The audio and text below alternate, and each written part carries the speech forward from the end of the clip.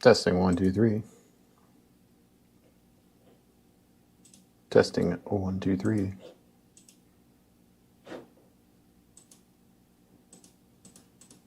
Type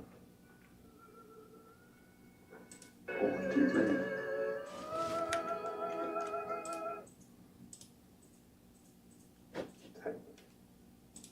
That's working pretty good. Turn that off for just a second.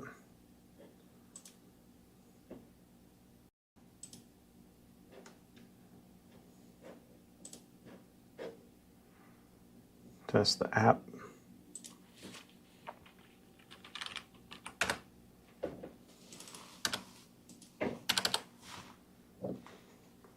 Quixotic Odyssey said, "Hello." Hello. All right. All systems functional. As the title indicates, today is going to be a garage endurance contest.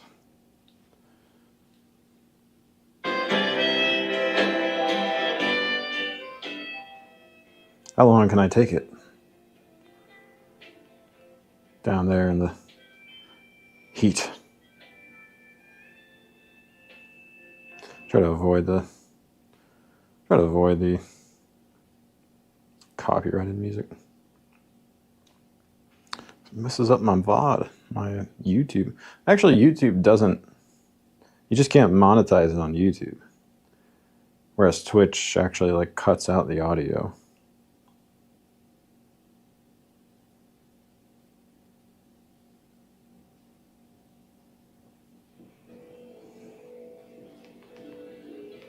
Let's listen to some StarCraft music. All right, so what's the plan? What's the plan for today? Well,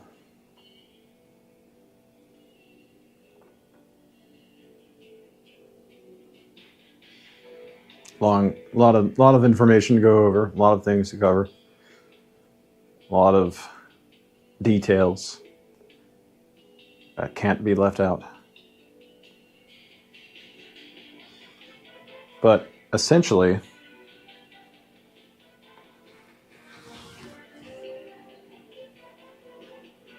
I've got a major problem with the motorcycle.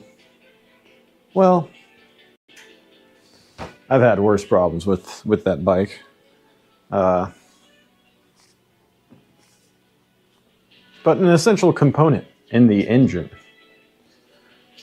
broke on me. And it was confusing because apparently at the same time, it would seem when that happened, my electrical system failed. And so I couldn't get the bike to start. I couldn't get it to spark or crank. So in my mind, I'm thinking, all right, how do I fix this electrical problem? Once I do that, I'm good to go. I fix the electrical problem. I get spark and crank back by switching the starter relay, replacing it. I think that was the problem. It seemed to fix it, or else I fixed it in some other way while simultaneously doing that and accidentally destroying my original starter relay on the workbench when trying to test it. At any rate, when I got the spark and starter motor crank back via the electrical system, now the bike's not starting. I've got spark, fuel delivery, air delivery as far as I can tell. And so what's going through my mind is like, that's weird. Why is this not working now? I thought this has nothing to do with the electronics in the bike. But for some reason, I can't get the bike to turn over. So let me replace all the fuel. Let me clean the carburetor real good. Let me switch the spark plugs. Let me switch the ignition coil because maybe the spark isn't big enough, even though I can see it. Let me get some starting spray from AutoZone and spray it in there. But what I didn't realize was that the timing chain had broken, which I had recently replaced, and which seemed to be working great. So I eventually figured that out. Without taking the engine apart, I pulled had the carburetor off. I could see in the air intake, and I was like, oh, that's cool. I can see the valves.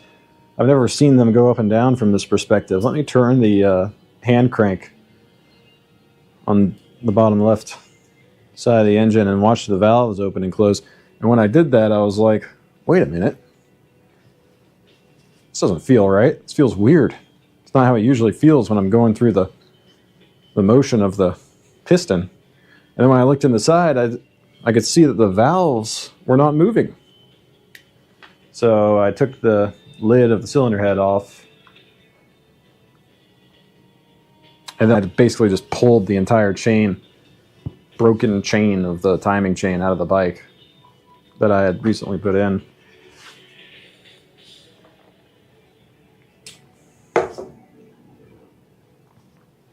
Fortunately, I found a replacement timing chain made by Hot Cams, I think it's called. And I've purchased one of their products before, a replacement camshaft. So I know they make quality steel products. But I found one for a pretty reasonable price on Amazon. 2-day delivery, free delivery, Amazon Prime. So that should be getting here pretty soon. Probably tomorrow. So my goal today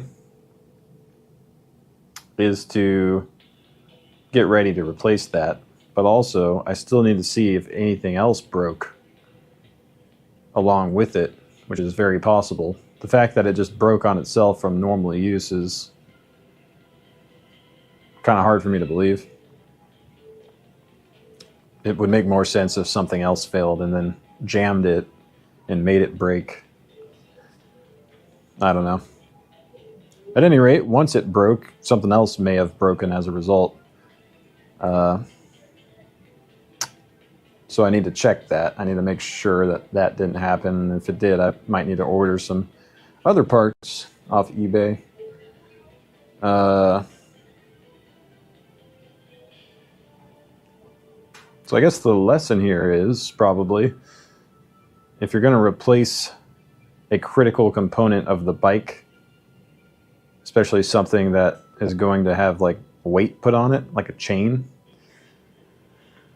try to get it new, not used. Because, you know, the quality of metal like degrades over time if it's left out in the elements or something. Also, I want to finally change the front tire on the front wheel, and I've got a new rear axle to put in. So both of those things I'm going to do before I tilt the bike way on its right side so I can take the left side cover off without draining the oil. That's a little dangerous to do because if you drop something when you're messing around there, it falls like deep inside the middle of the engine instead of straight down. But I don't want to pay for an oil change. I just have to be really careful. I want to buy a bunch of new oil. Probably should, since it's probably metal fragments in the current oil. But I'd have to empty my oil container, which is full right now, and then I'd have to spend like another $40. No, $20 plus maybe a fuel filter.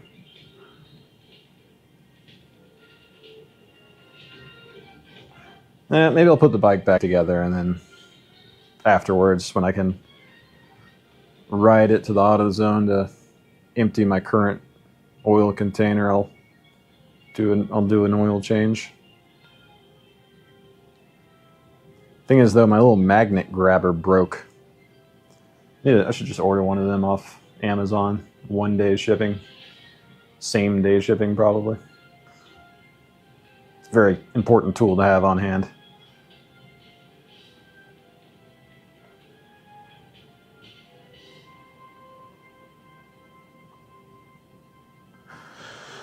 All right, I'm going to be sweating my ass off down there because it's hot outside. But let's have a fan.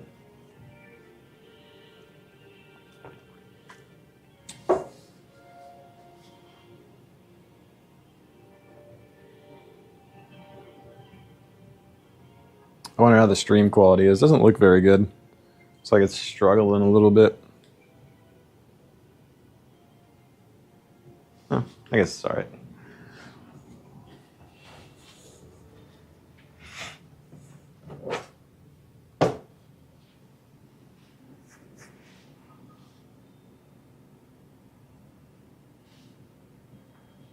What else is going on in my life? Been brushing up on my object-oriented analysis and design.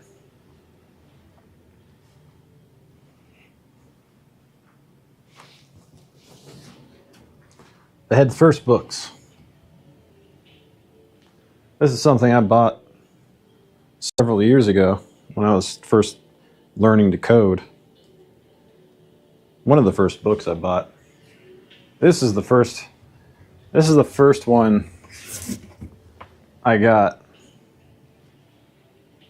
where I was seriously trying to learn to code back in like 2017 or something. Wish I had dated it. And I went through this entire book when I was not only totally ignorant on coding, but I was in a below average computer user. Like I couldn't get the computer to work a lot. I remember in school, like I would always like, well, just because I was a poor student in general, but my computer classes, I would always like not be able to do anything on the computer.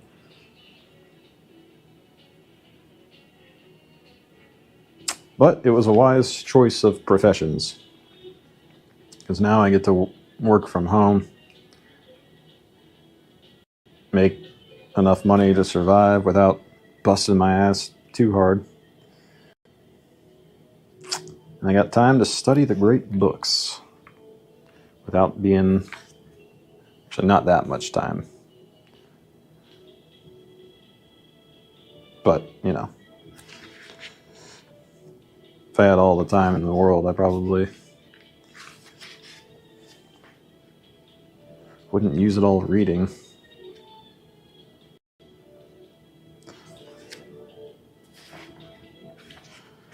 This book has all these exercises.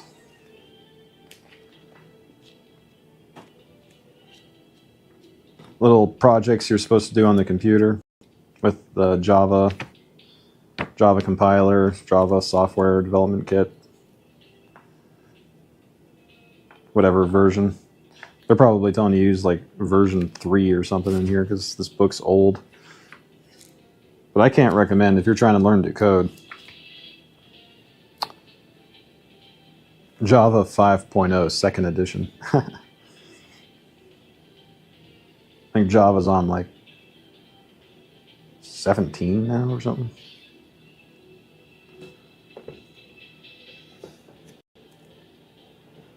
If you're trying to learn to code, I can't recommend the Heads First books enough.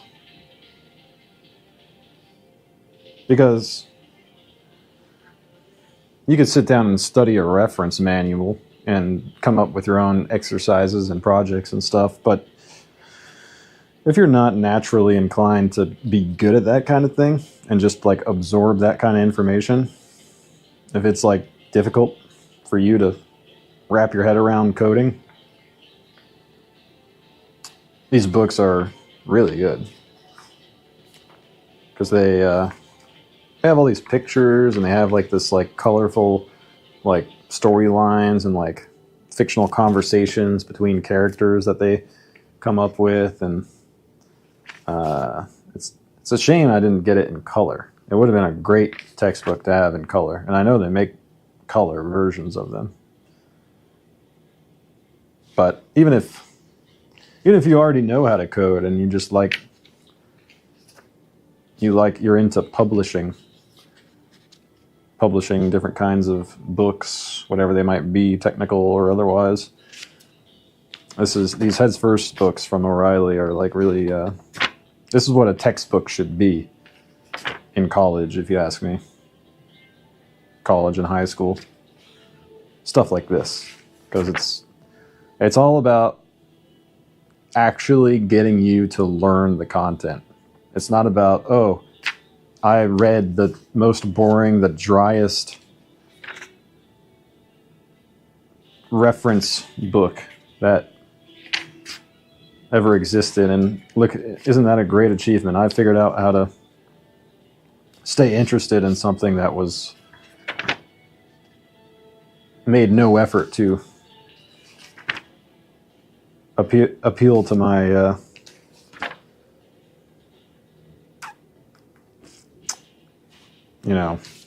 my mind as something fun to look at. It might feel good to have done that, but if the goal is to get you to learn something, then this style of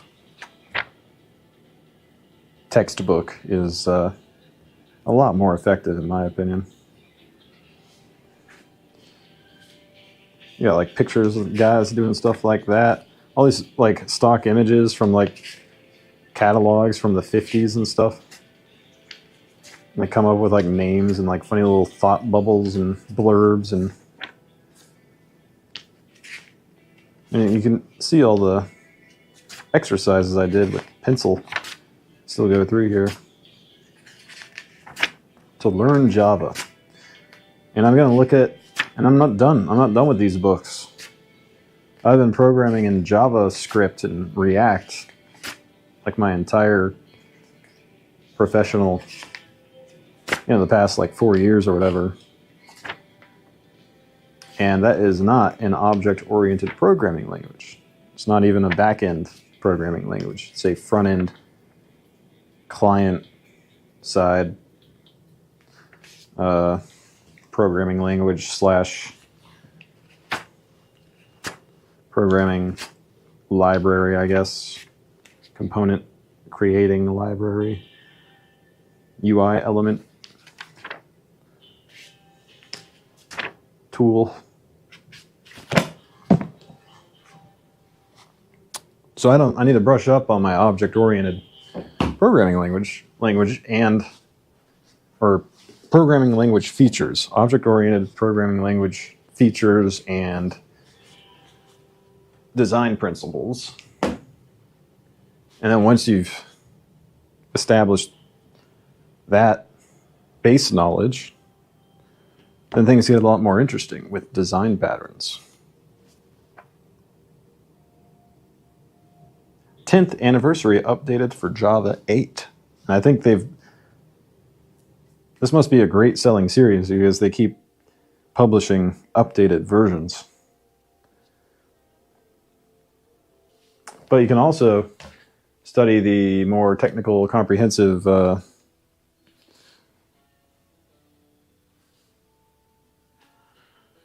object-oriented design patterns, elements of reusable object-oriented software.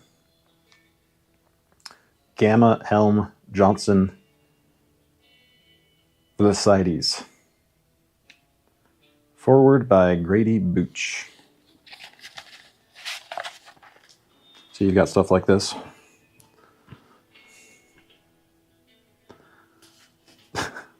Design pattern relationships. Just memorize this. This is really interesting. I mean, it's interesting to me because I've been staring at front-end code for the past 4 years, trying to decipher it, build it, refactor it, debug it, crazy long files that make no sense to the untrained eye. But none of that used object-oriented language features. So I've got like this coding-oriented mind developed in my head, but I am ignorant to the ways of object-oriented analysis and design patterns. And it's pretty cool stuff because, you know, people have used and needed software to simulate and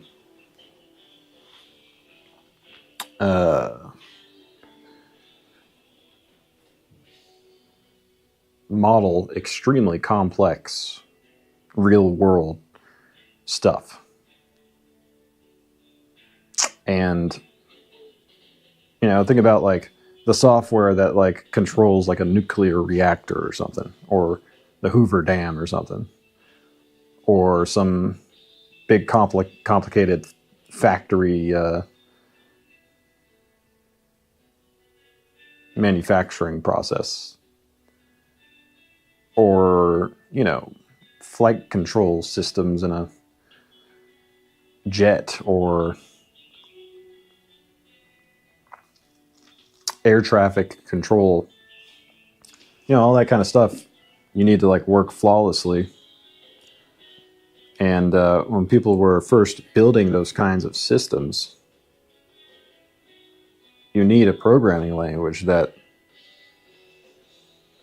well, they probably had the most, you know, it evolved from lower level programming languages that didn't have a lot of useful features. But then people invented like programming languages like Java that came with all these built-in ways for you to logically define and classify and reuse and inherit different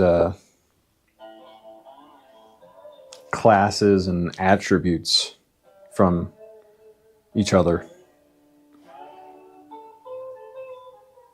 And so you could model really complex stuff with the least amount of code. And code that you could understand too, and that you could create diagrams of, that you could look at with the plane without seeing all the extra details. You could understand what you were trying to build in the computer in terms of an informational model.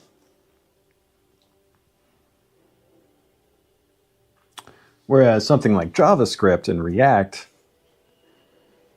it was never meant to be used for complex systems like that. So, just as a programmer, someone who's spent so much time thinking about code,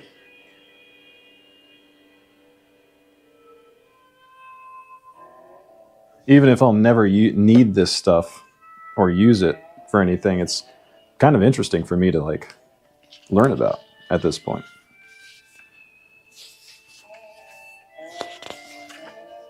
It's like a much more powerful modeling tool than what I have ever had access to or needed or used.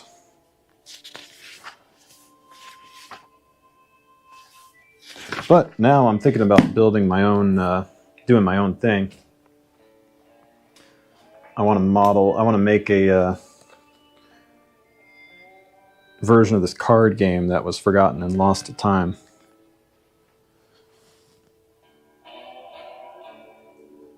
There was only one set ever printed, 196 cards, and nobody ever got a chance to play it because the launch was such a disaster from this company, Comic Images, and they ended up just destroying most of the cards they printed. And the cards are cool. Like,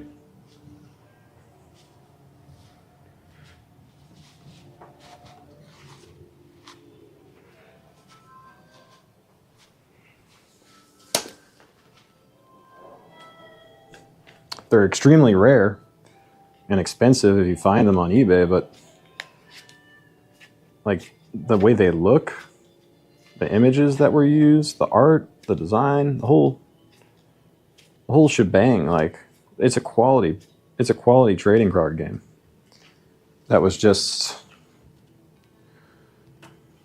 never got a chance to succeed. And the rules for the game are fun. That's one of my main interests is like turn-based game design, and card and board and digital.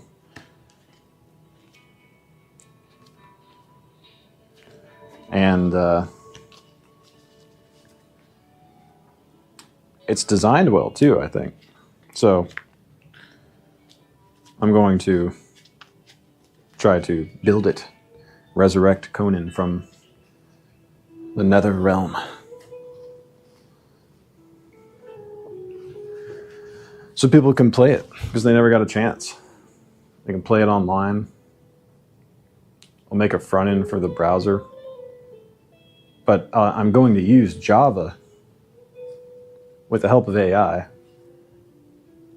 to model the whole thing server side.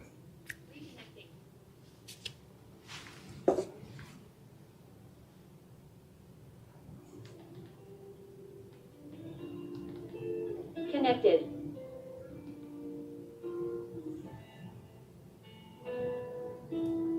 It's just a shame there's only 200 cards. Of course, I could change someday. It could get rebooted by the designer who's still interested in adding to it, as far as I know. It's just you wouldn't have the same looking cards anymore because it's not the same company making them.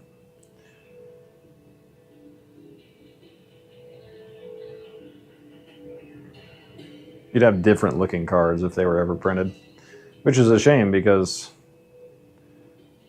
the sort of design that they ended up with for this game I thought was fantastic. The colors, I'm not much into graphic design, but I have looked at a lot of different trading cards.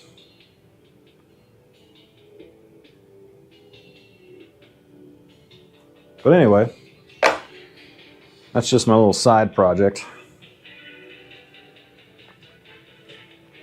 Today, we focus on something more important.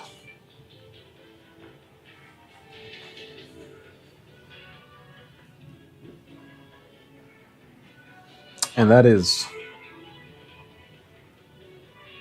getting the bike running. That's always been the thing I cared about most. Keeping that motorcycle running. So, alright, I need something to drink when I'm down there, and I think I'll take a Dr. Pepper. Last one.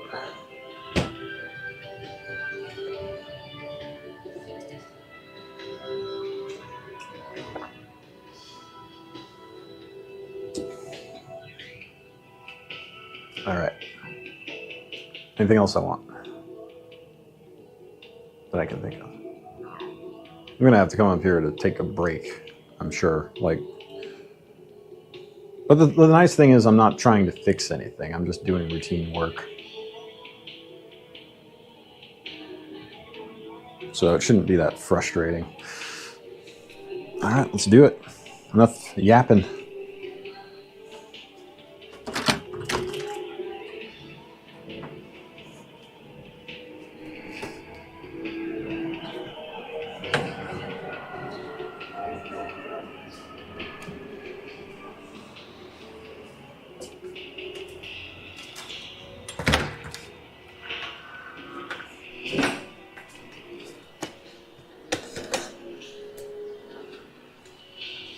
My totem pole. That's what this feels like. Some kind of battle standard. Woo, nice day out. Bright out here. Holy shit. Bright and hot.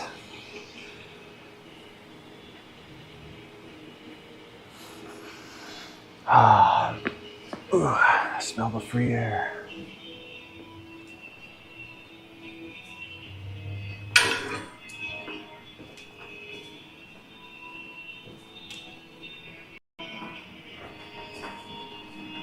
Here we are, my unnamed door here. Oh no, I lost one of my little foot pegs. I'm gonna go find that, retrieve it. Maybe like put some glue on that or something.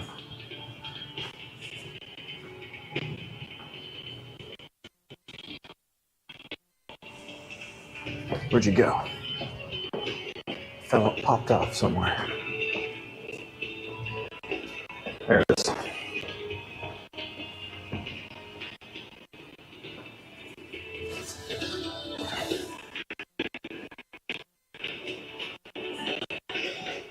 A rubber foot peg.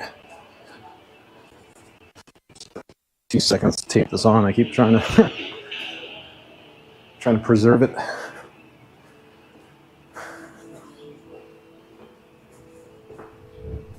No.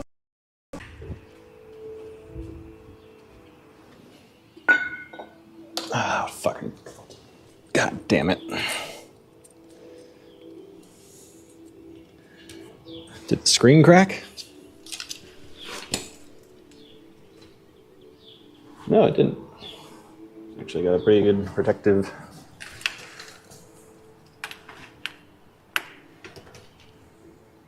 Shouldn't have propped it up like that.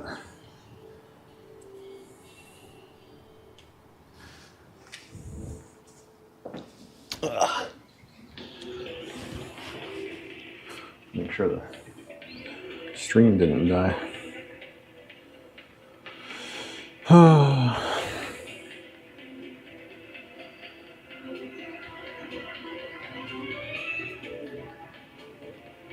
Just propped it up like that. Looks like it's good. Nice durable construction.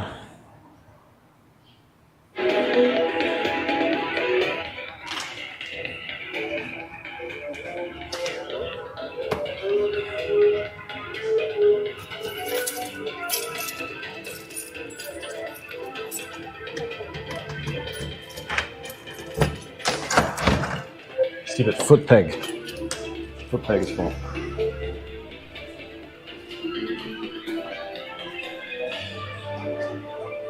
I also need to clean up this garage. It's getting really bad. Oh, that's another thing I can do today is put the fucking carburetor back in. I didn't need it clean in the first place. I guess it doesn't hurt to do that.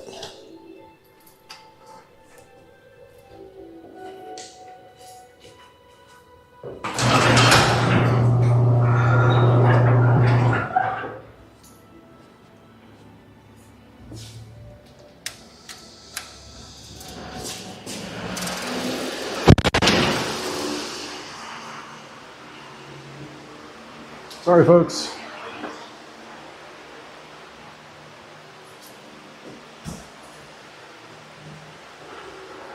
Oh, man. It's fucking up everything. That's what happens when you sit at a computer too much, when you leave your apartment and you try to do stuff in the real world, you're dropping shit, going the wrong way, bumping into stuff.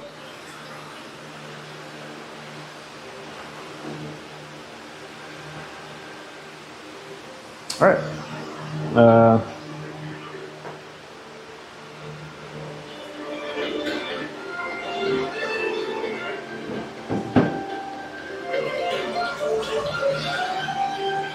I got other shit I want to do today.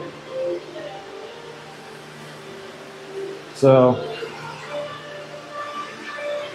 Let's try not to have this take forever.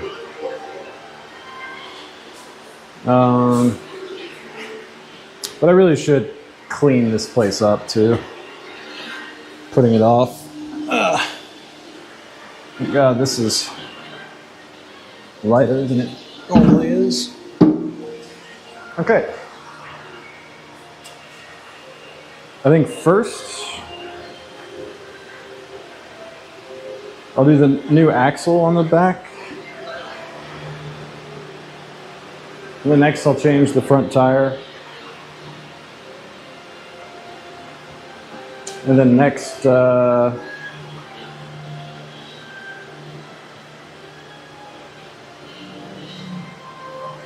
open up the side of the engine.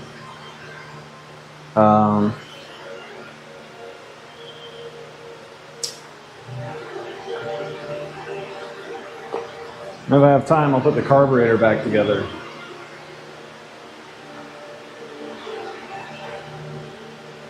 I don't need to install it. I can just, it's fine, who cares? No. I don't want to lose any of those tiny little pieces. Alright.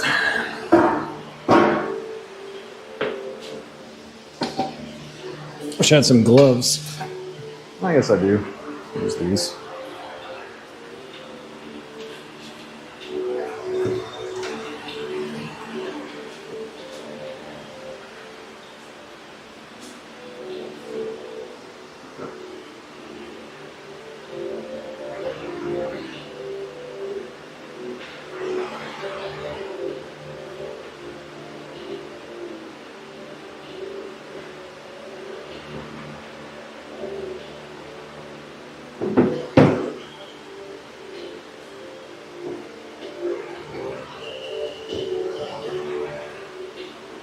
See, that keeps running.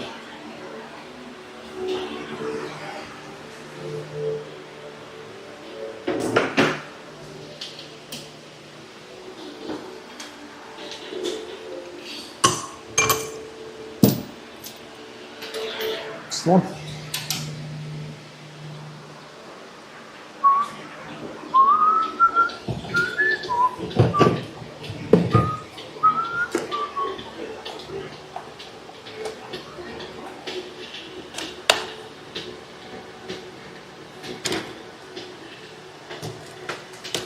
It's charging.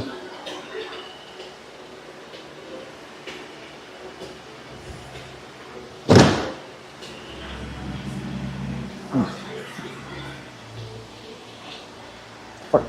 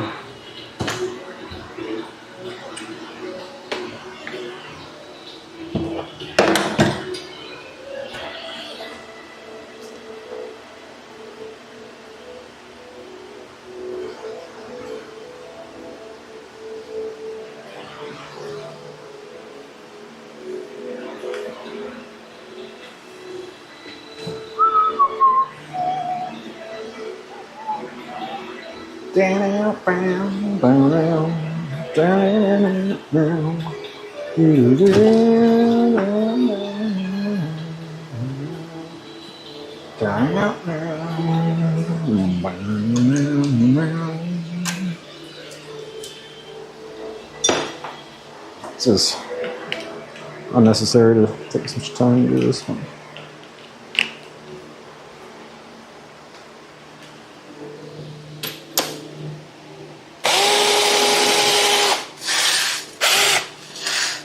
Alright, so I said I was going to do the axle, back axle first.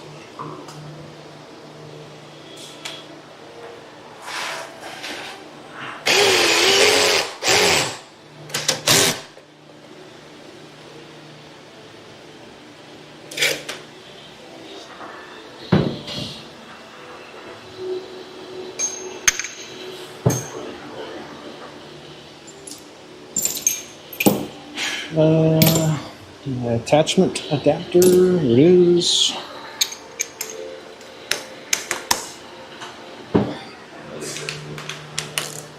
It's crazy I'm able to find any of these tools ever.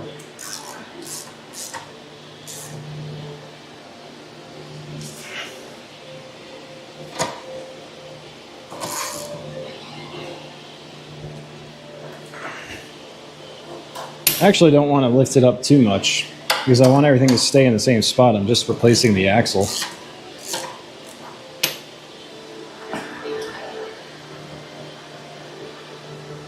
All right, that should work.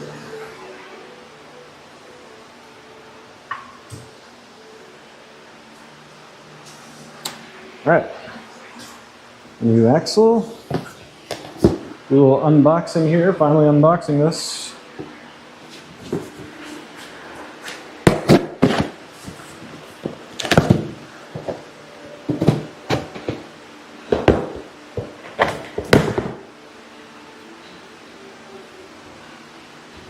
Now this axle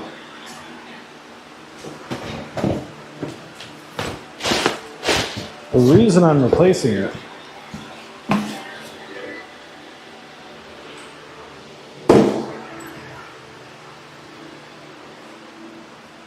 is because of this part of it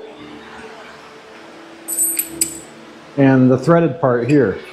See how that comes off nice and easy? That's because the threads aren't all messed up.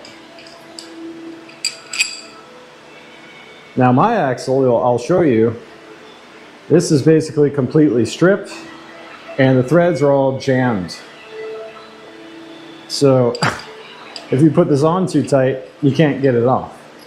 And what that means is if you get a flat tire and you need to change the tire tube, you can't do it, you're stuck if you can't get this off out on the street. And that almost happened to me. So I eventually got it off through sheer determination, but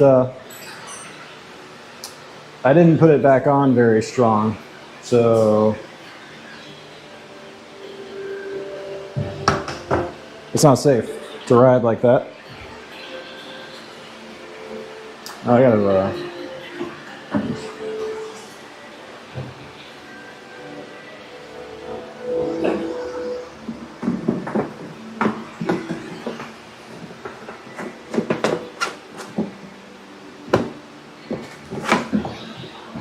correct.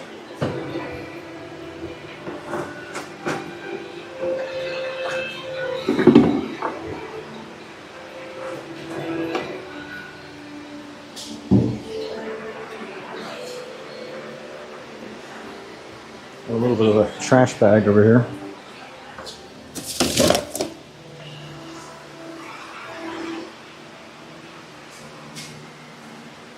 Okay.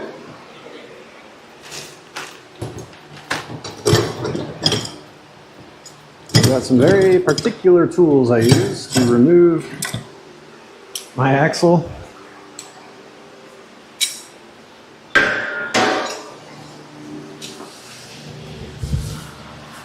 It's very important that I never lose any tool in my toolkit because they all have a very distinct purpose for being there.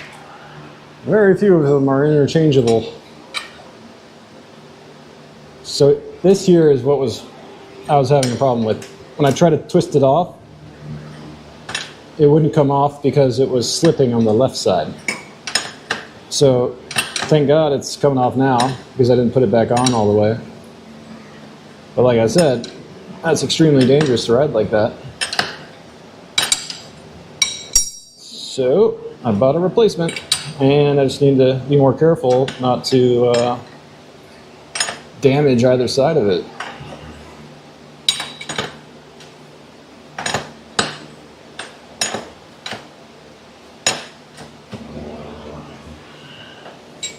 Push this bad boy off.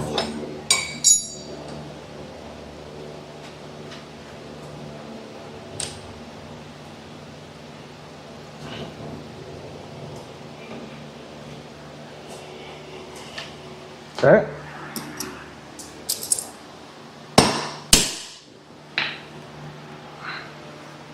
Hammer it through.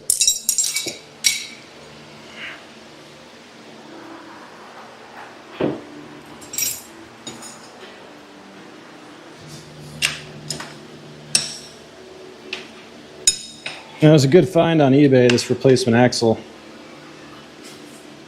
I don't think I paid much for it. It's in good shape. Looks like it. Came with the nut on the end.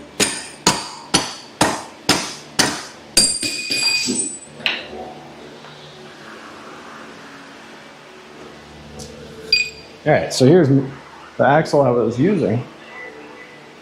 You'll notice a lot more mangled on the end there. And this side is stripped to all hell.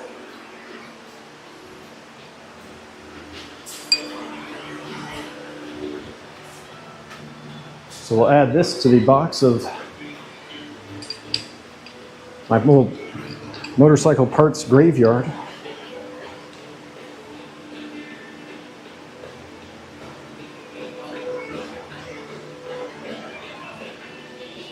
Never get rid of anything that comes off the bike.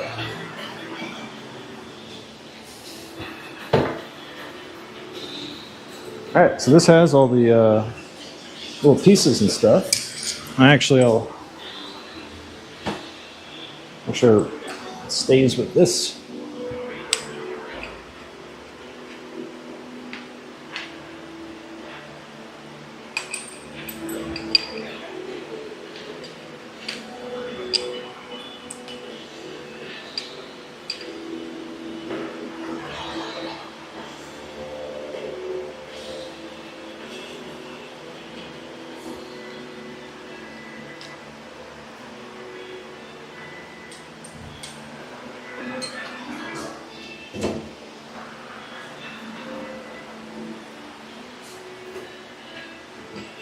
And just pop this through.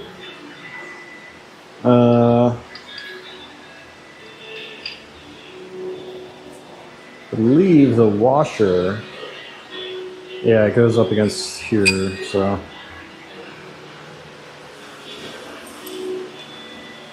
Oh, it's supposed to be a washer on both ends?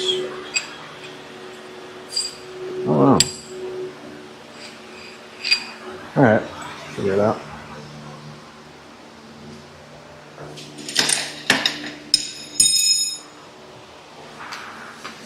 Okay. That could be cleaned a little bit, probably.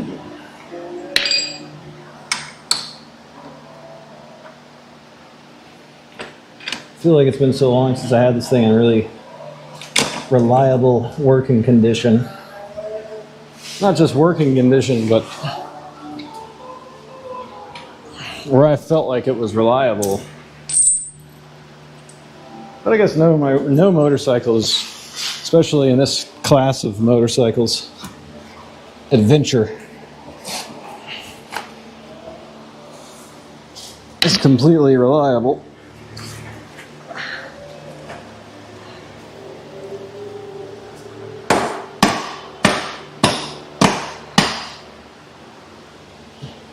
Like, I'd rather be riding an old, well, I don't know if that's true. If I was riding through Africa or the Middle East or South America or something, or even just the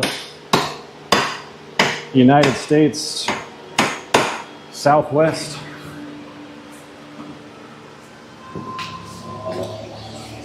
it's probably ideal to have a new motorcycle for that. But even they can break. And, having familiarity with your machine is probably the safest thing that you could have.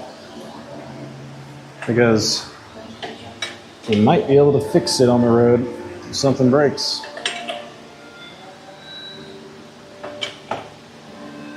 If something breaks that you can't replace,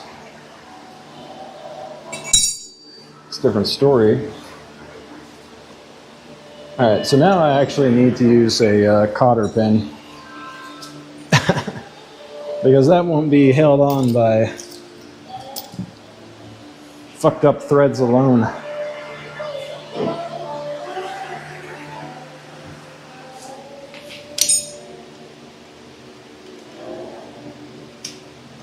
Fortunately, I still have one. Been a while since I've actually used it.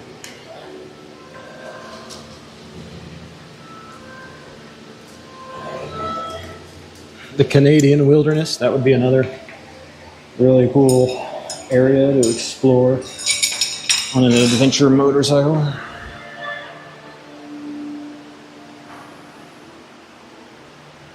Okay, that job's done. Now we move on to the front. Finally going to change that. Take the time to do it.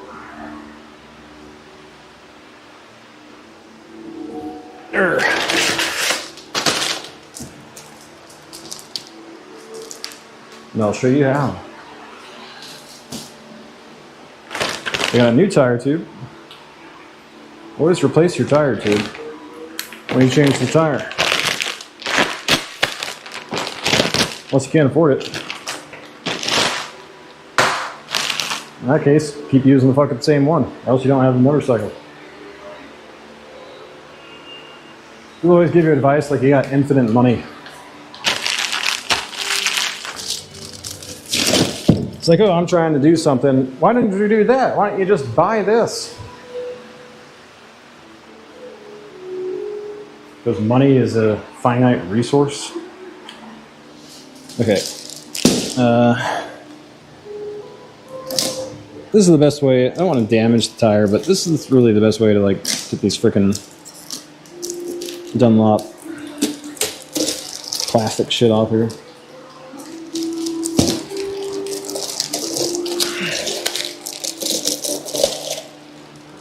Now this is going to be kind of messy, especially with the fan going. Let me see if I can't control.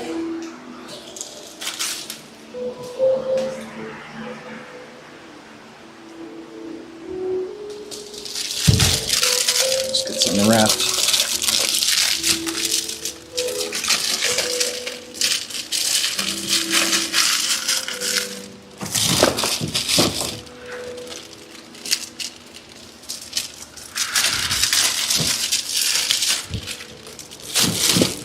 It's gotta be the most annoying way to package something.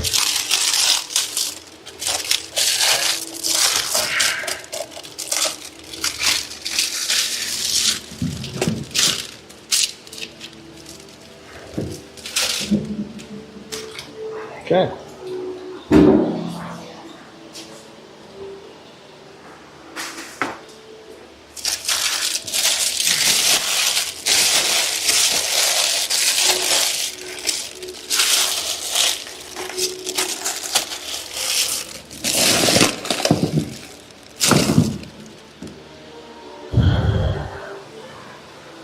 Oh, is that it? No problem.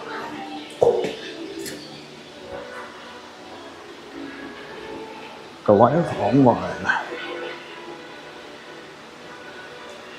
Acknowledged, HQ.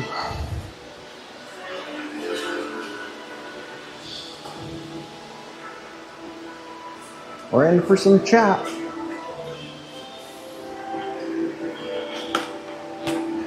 In the pipe. 5x5.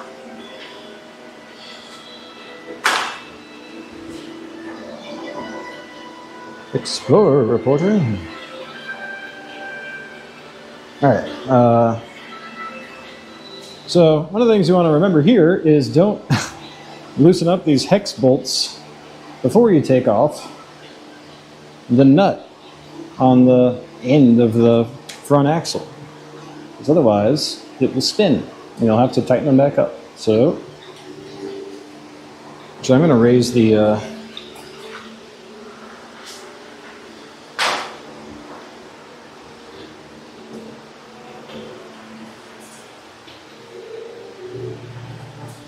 raise this up a little bit.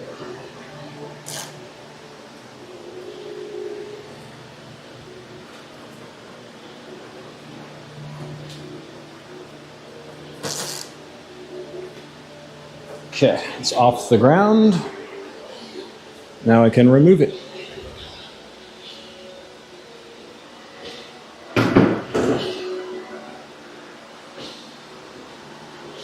I should be able to use a ratchet on this, I think.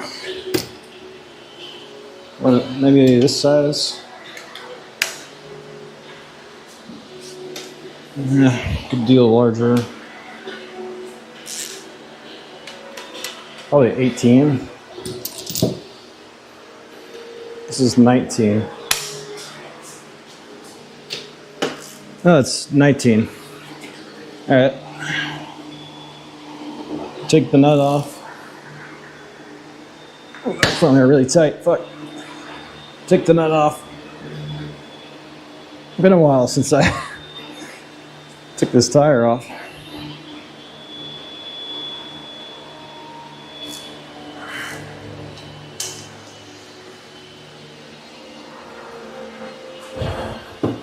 Where is it?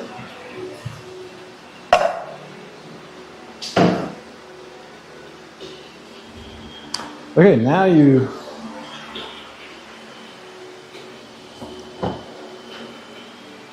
loosen up the hex bolts.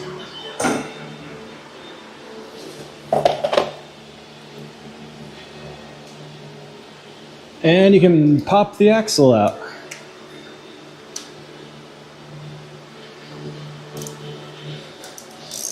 Careful not to strip them. One I have here is like pretty stripped, so I never tighten it up that much. That one's really tight. Yeah, I really don't want to strip these because I don't know how you'd get it out. They're really difficult.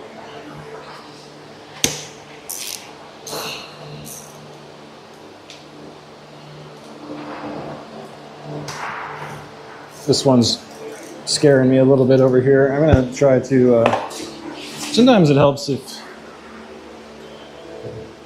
I think if you use like a bigger wrench, get a little more impact force behind it. Save this.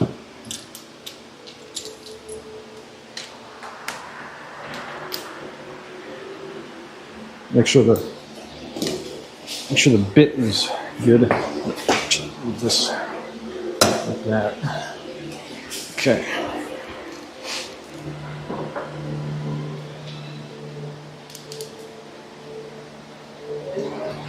Get it in deep, nice and deep, like. All right, it's turning.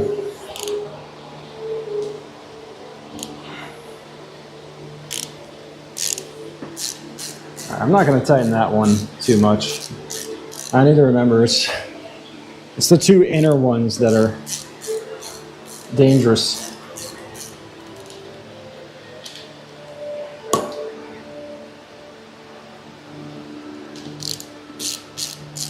No, you don't need to loosen it. You don't need to take it completely out. That's what I'm doing right now. You don't need to do that.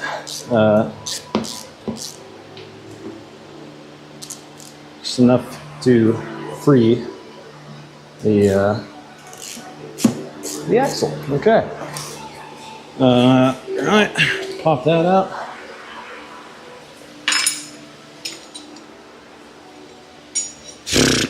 This stuff. Put up here.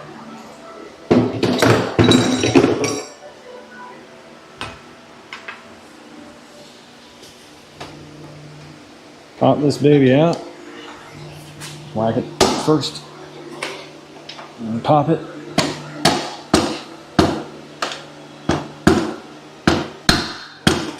Uh-oh.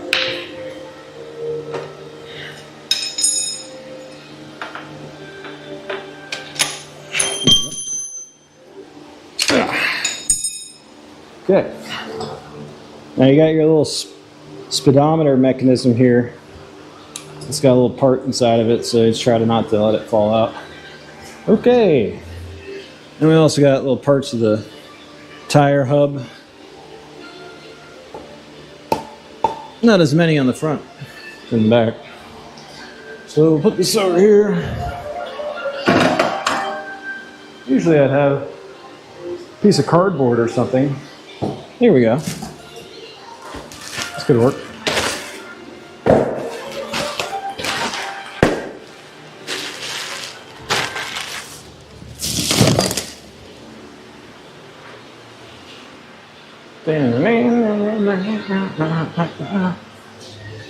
Okay, so let's save that.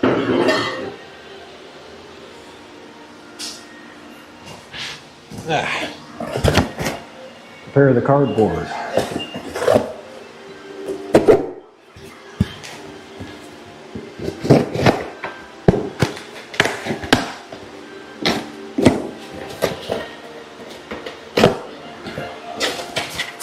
A little bit smaller than I'd like, but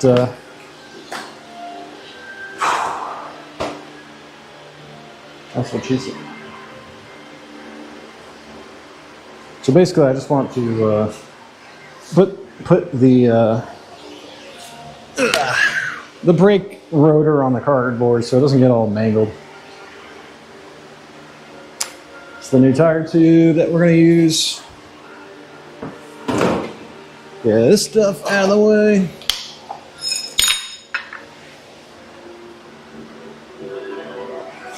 Now, historically, the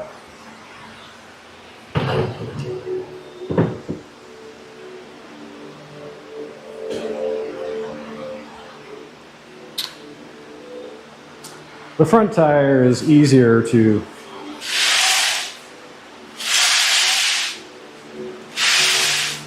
change than the back tire because it's a thinner tire. And now this tire isn't flat, but this tire tube is not flat, so you want to let some air out. You could, of course, jab it with a knife. We're not going to reuse it, but no need to be that violent.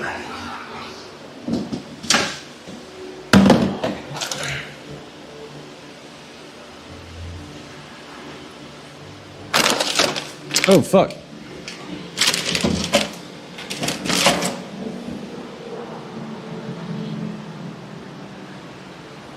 Do I not have a... Oh, no, I do. Okay. As soon as I get a flat or change a tire, I mean, first thing I do is order another tire tube and use the spare that I have. So I always have a spare.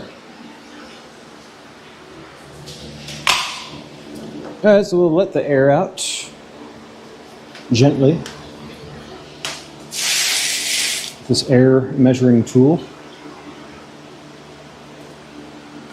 Something similar, maybe a screwdriver.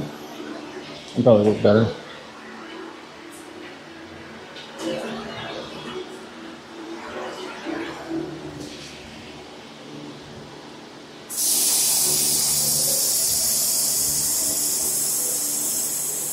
Let all the air out of the tire tube.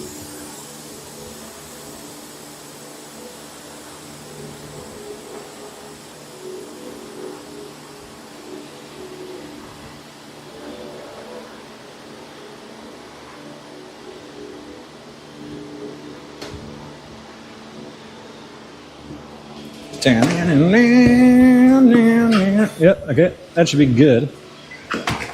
Now, I can get it, basically I want to get it off the rim. Get the bead off of the upper part of the rim.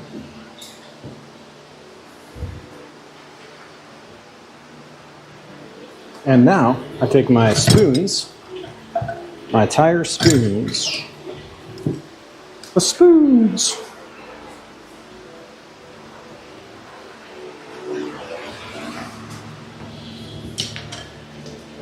And this is sort of like, a good way to think of it is it's like like one of those puzzles you get at Barnes & Noble, like a metal puzzle. You don't want to try to force it off the rim because there's a metal wire running through both sides of the tire. And that metal wire will not stretch because it's steel. It's like a steel cable.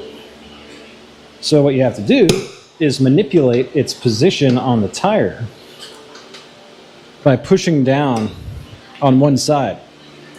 So you can then use your spoons to pull the other side of the circular steel cable up over the rim. So the key part of this is making sure the other side is pushed down into the tire well, because then that gives you the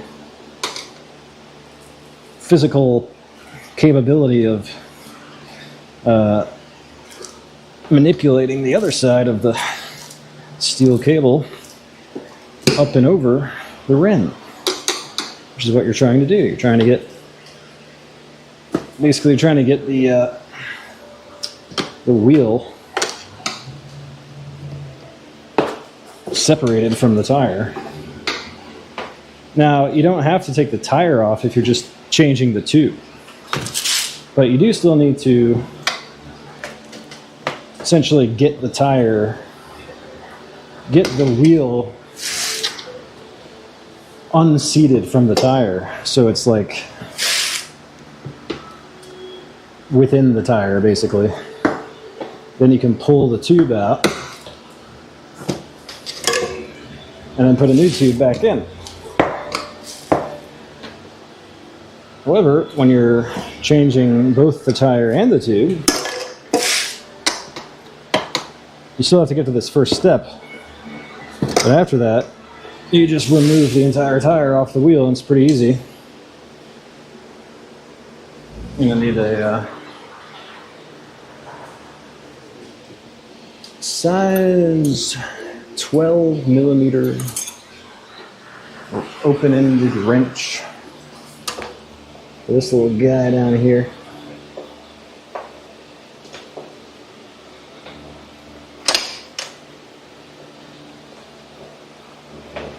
Can't wait to drink that Dr. Pepper.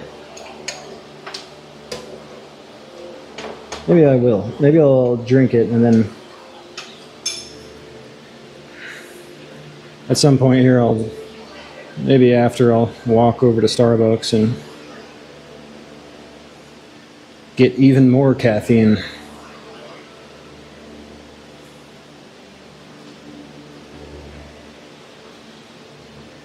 So I can be tweaking all night, not getting any sleep before tomorrow.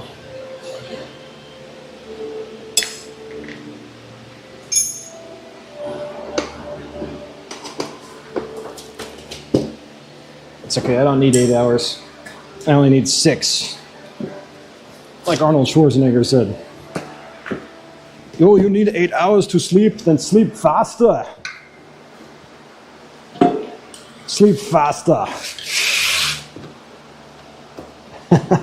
He's got a point. Like, you could train your body to recover quicker with less sleep, I bet. The guy's a genius biologist just by experimenting with his own body.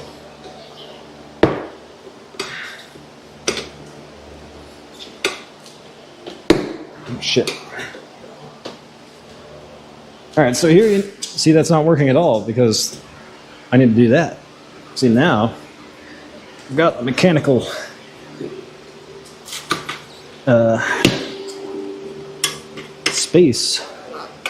physical space to maneuver.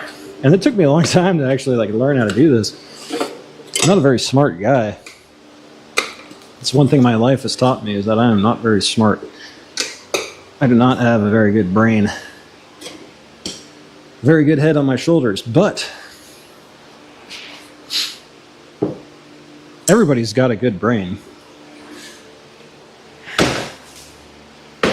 If they understand how the brain works.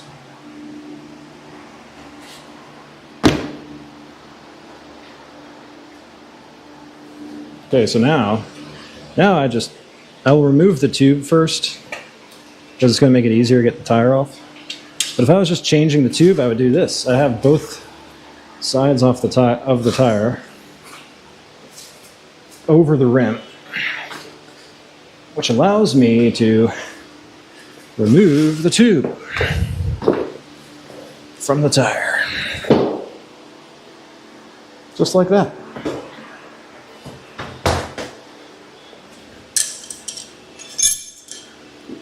This tube's still good. In fact, I'll probably keep it.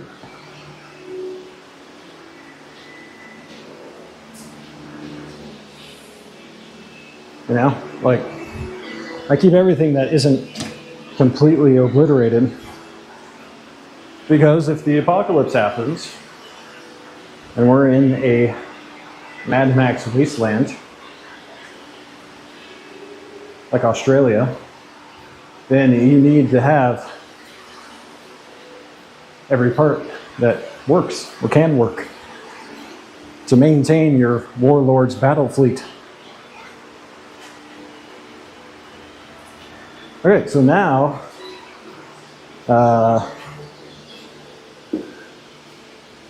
remove the wheel from the tire.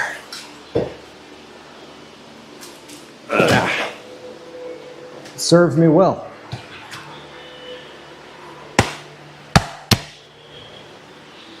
However,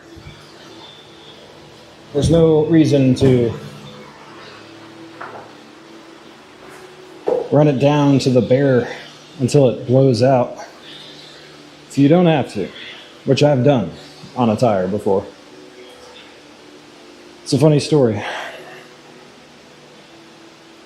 Well, I don't know if it's really a story, but it's a funny memory I have.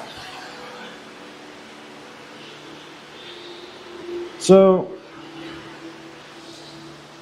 time for a little lesson on tire tread.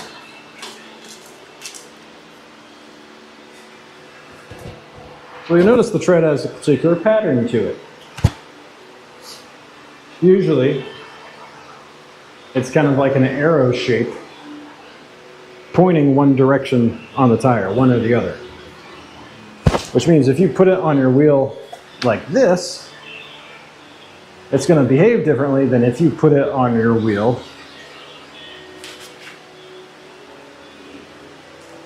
like this.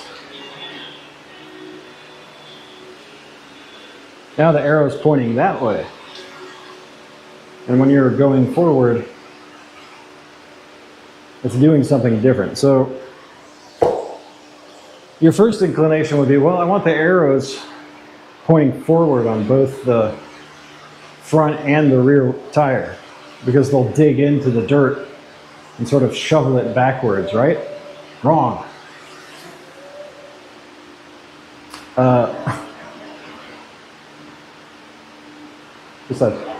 I think that's wrong.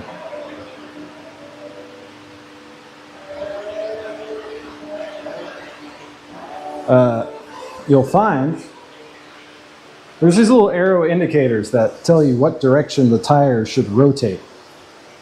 And it says right here, for the front, rotation that way.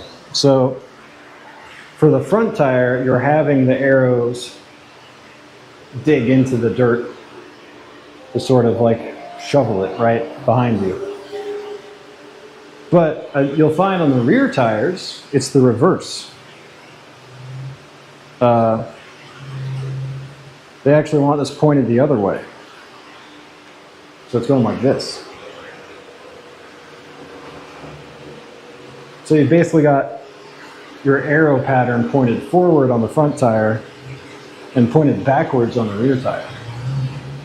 And supposedly the reason it's like that has nothing to do with digging into dirt. It has to do with wet conditions and directing the water toward the center of your motorcycle or something like that for stability.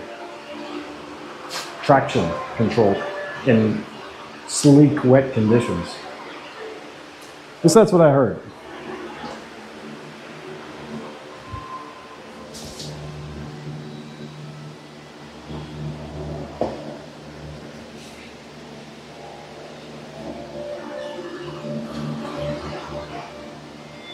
Although on this tire, the arrow pattern's kind of, I wouldn't really call it an arrow pattern, but the tread, I don't know what you call this, tread markings are sort of angled inward toward the bike. But anyway, you want to be careful when you're putting this on, because if you get the rotation wrong, then you fucked up and you got to take it apart and try again. So you have to remember what side the brake disc, what do they call it for a motorcycle? It's not a brake disc. It's a,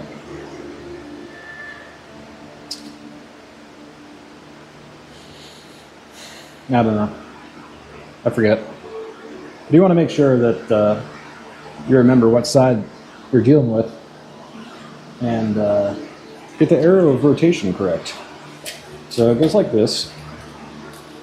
And sometimes people will say, oh, you can spray some, I probably will do that here just for, oh, I don't have any Windex. Oh, but I do have this stuff. A little bit of lubrication just to help you get it on the rim.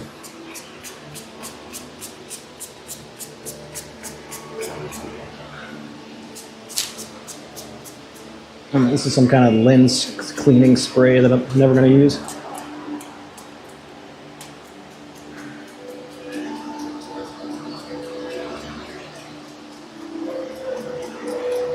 Okay. Didn't really work, but whatever. Double check the angle of rotation. The arrow, rotation arrow. So you should be able to mostly work this on just like with your feet and stuff. You're just trying to get to the same point you were with the other tire before you popped it off, where the tire is basically, the wheel is basically inside the tire. It's not that hard to do. And then after that point, you put the tube inside of it, a little bit inflated.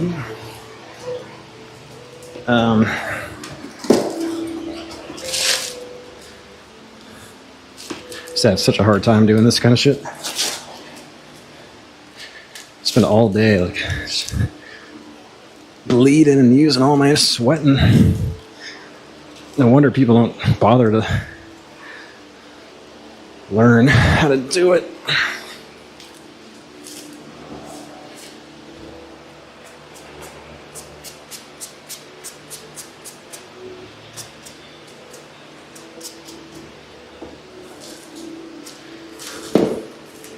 Just working on to the wheel.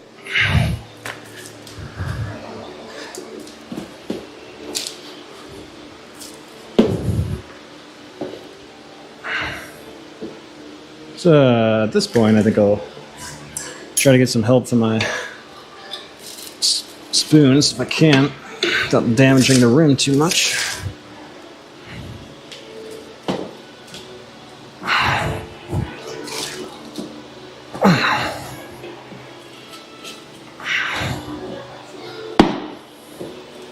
There we go.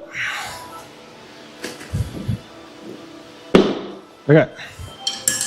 So now that that's inside the wheel, like I said, we want to work it over. So you have to basically do this again, kind of, to where the wheel is inside the tire.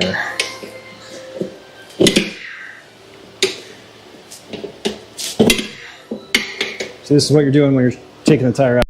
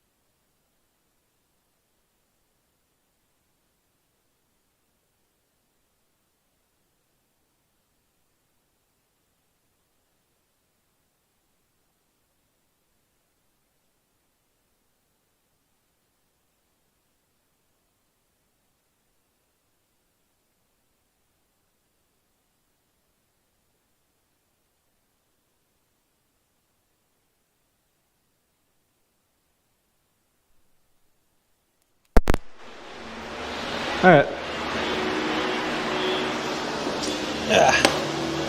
Not sure what happened there. Try to keep that green lights pointing in my direction.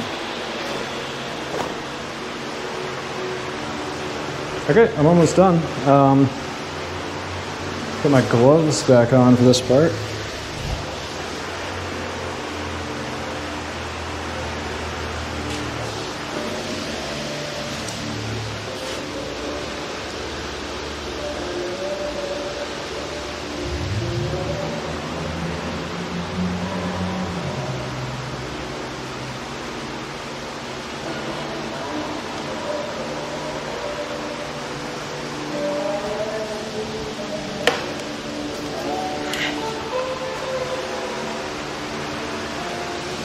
Someday I'll get back out there on the road, free as a bird, free as a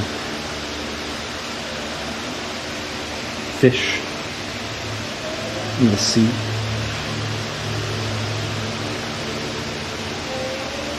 I was thinking recently it would be cool to just travel around on the adventure bike in the United States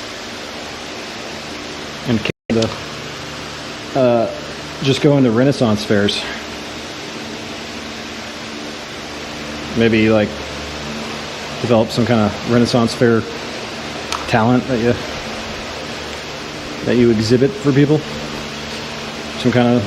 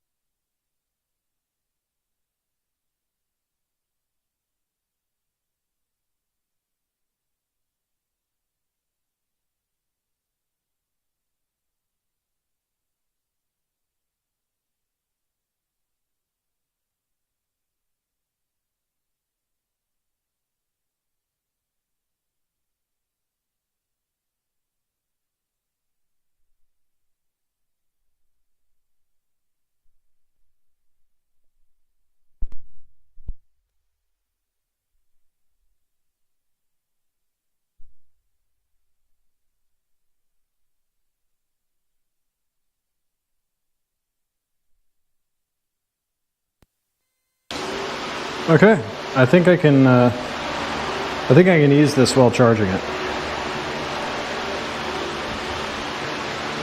Didn't think I'd have to, but all right.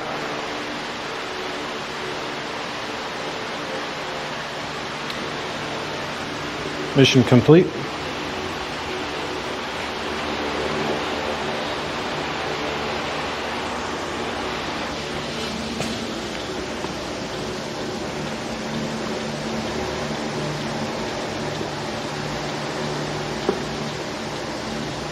I wish the guy didn't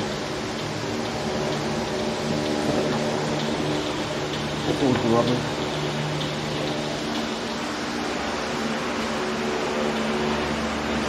All right, so now, last thing I wanted to do down here today, besides maybe clean up a little bit, is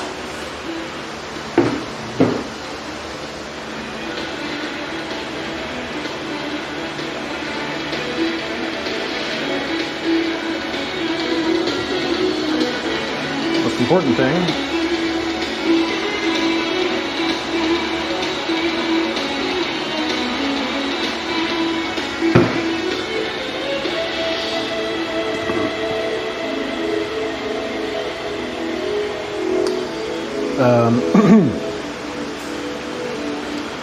Tilt the bike on its side so the oil doesn't spill everywhere. Crack that open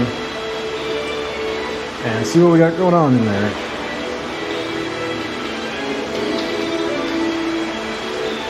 Gonna have to do it anyway to replace the chain.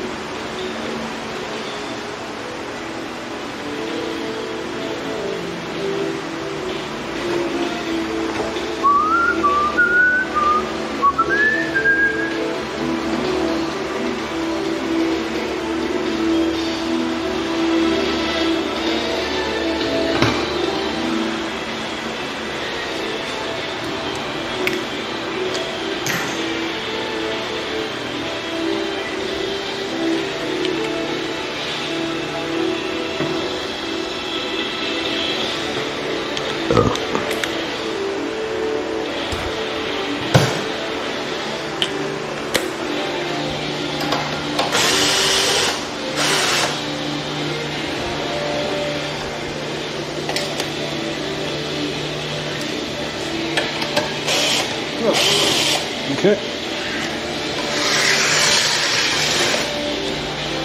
Gonna reposition this a little bit.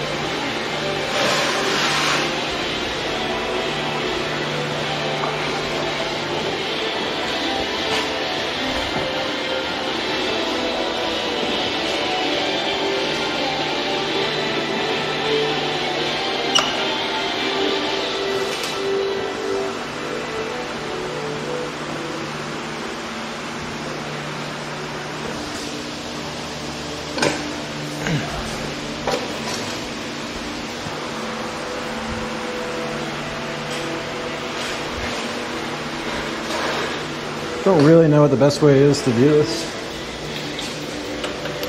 I don't think there really is a good way to do it.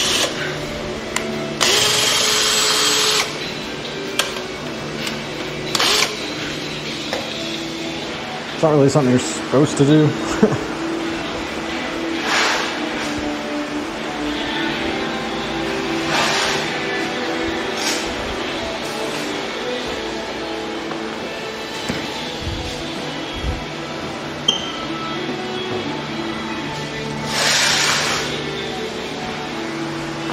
Maybe like this.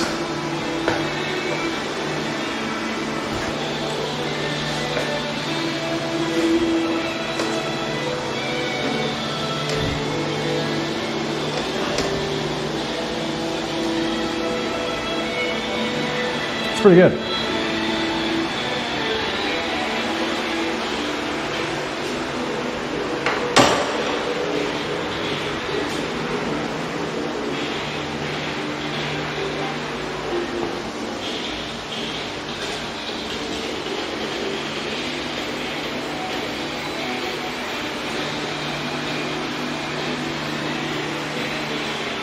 check.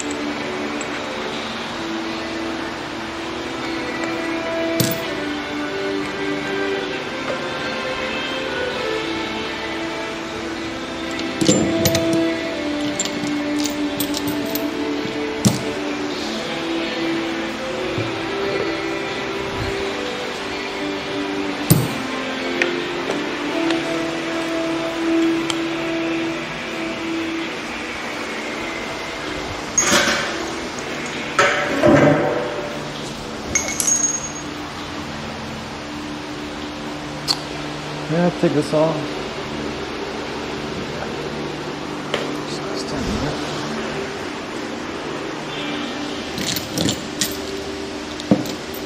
Down, down, down, down, down, down.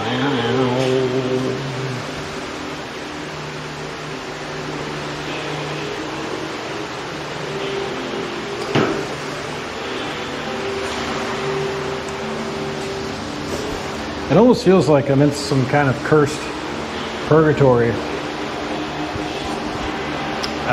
Is that even still on? Oh, okay, it is. I guess so.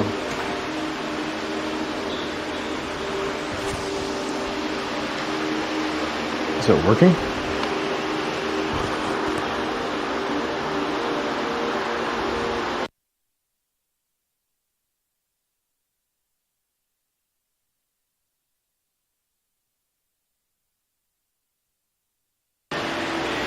Some kind of, I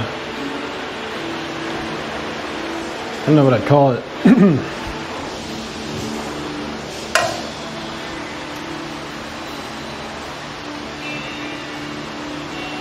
Like a Groundhog Day type of endless loop where you don't realize you're in it. Like I keep thinking that I'm gonna someday fix everything on this motorcycle and it's gonna work well again, but it just never happens. It's always, there's always something else that breaks, but I keep believing that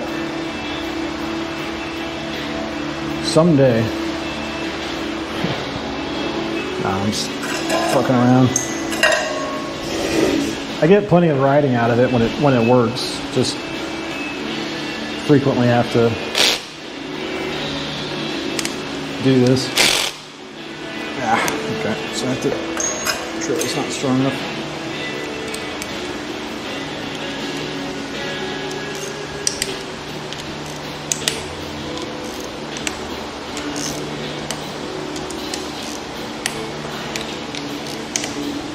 Just have to maintain it, that's all. If you maintained it correctly and you knew what you were doing and weren't a fucking retard like me. You mama make me happy. I wouldn't fucking be having to fix shit all the time.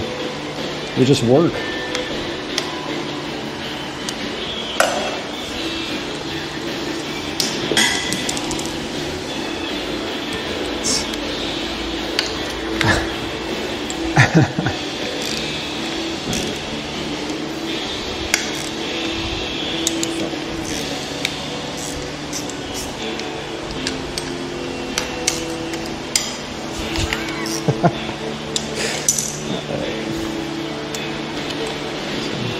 Simple jack.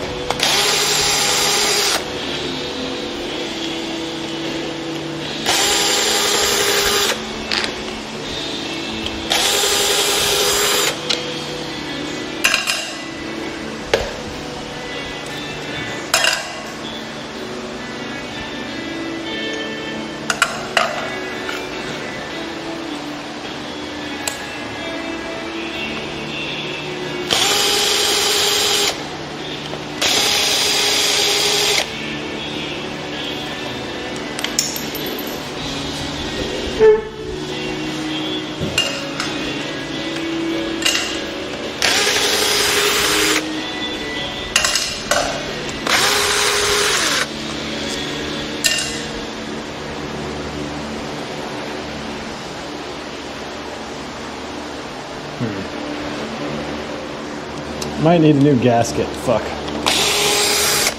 Maybe not. I've got one for the inner section, I think.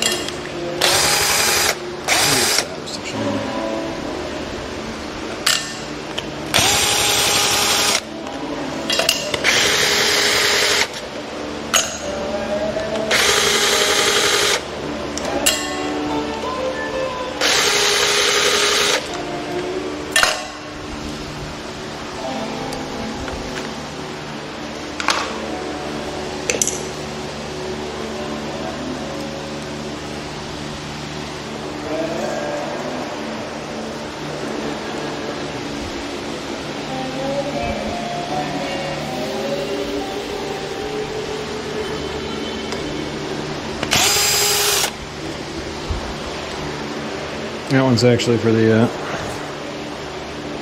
inner part. I'm going to keep those separate.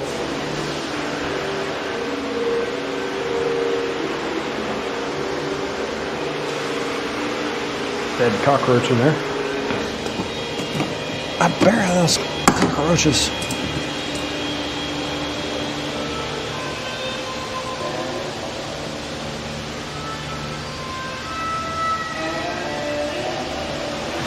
Got an oily cockroach here. Some animal wants to eat it. Bird.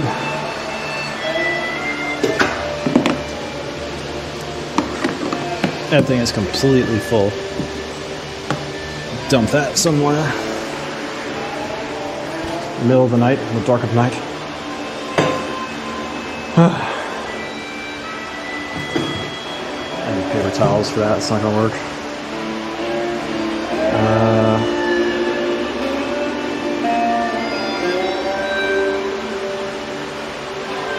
I'll just use it.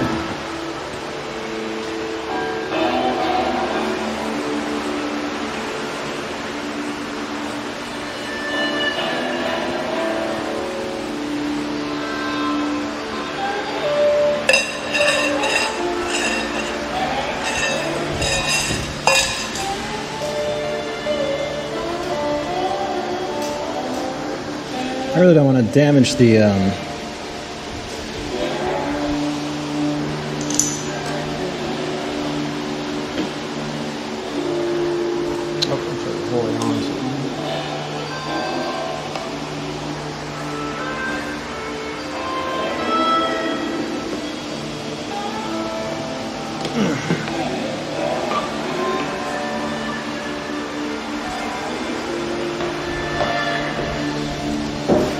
gasket here, because I might have to reuse it, but I don't want to wait for another one to come in the mail.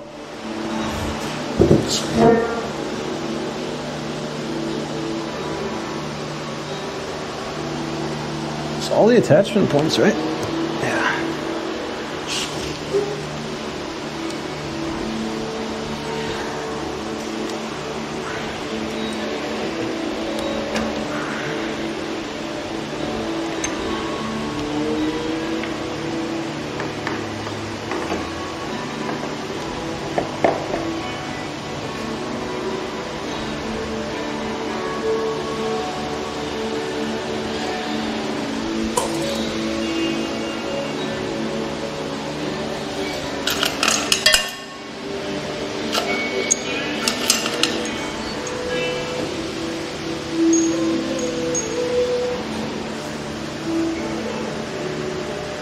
Gasket's still in pretty good shape.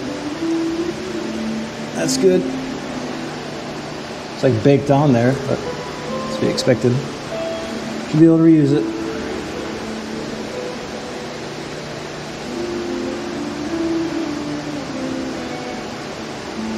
So now I actually need to remove this again to see further inside.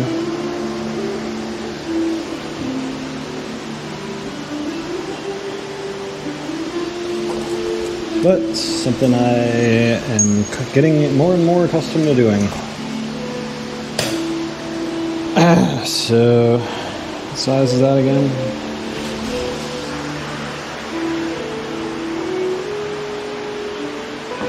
A special tool.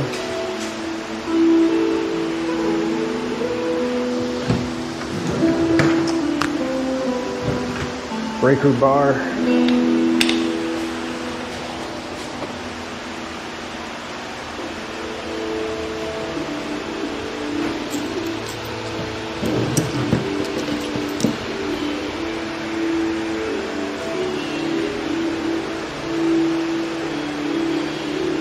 Says 19, right? I think so.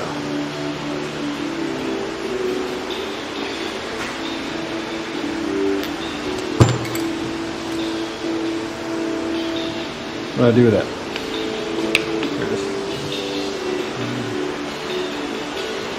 23.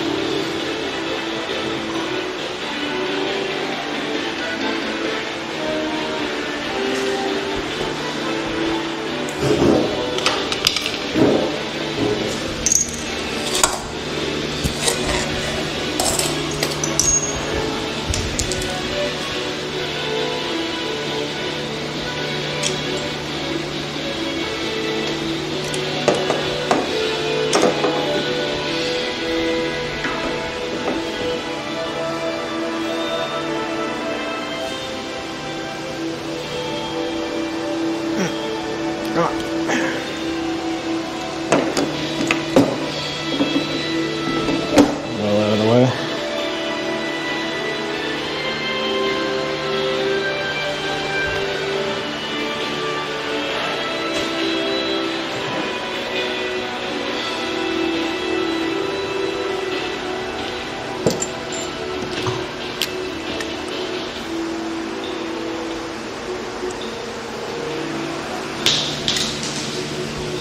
That is the right size. Okay.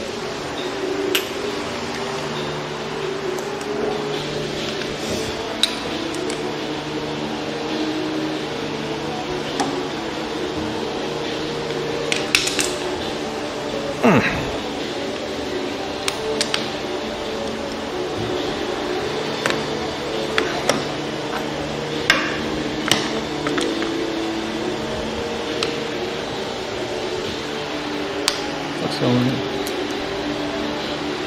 Magnets.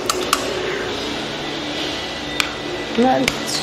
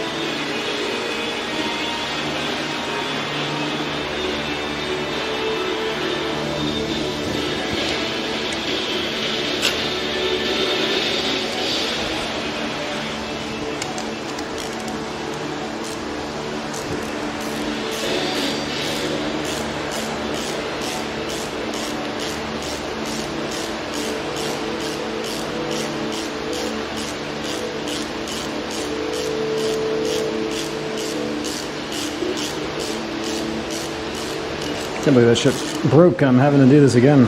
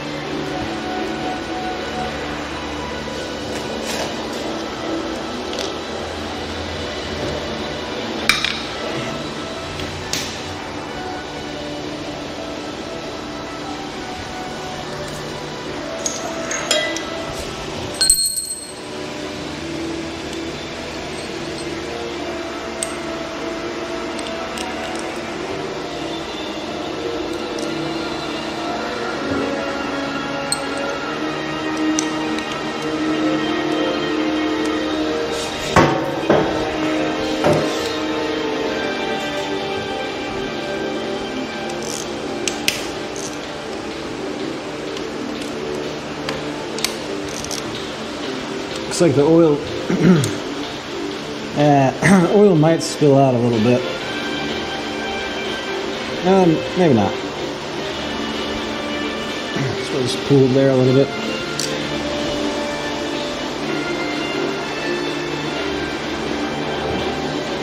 Try to catch it nonetheless.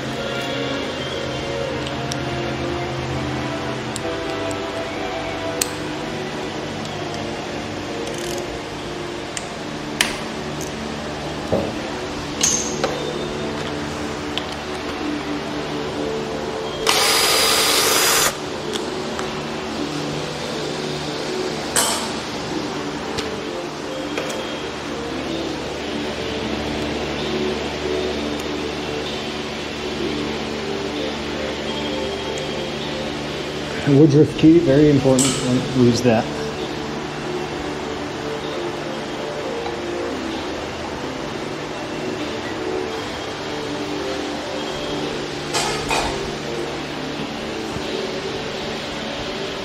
Do I unscrew this? Yeah, I think I do, don't I?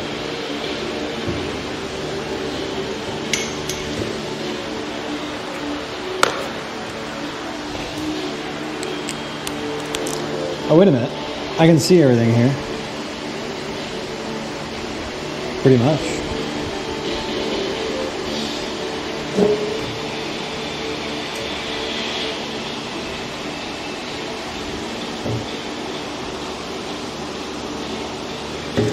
Oh, aye. That doesn't look right.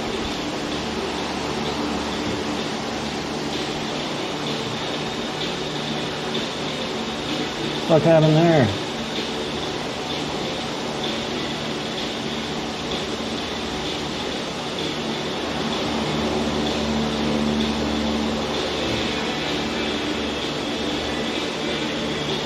Yeah, I think this chain guard got damaged.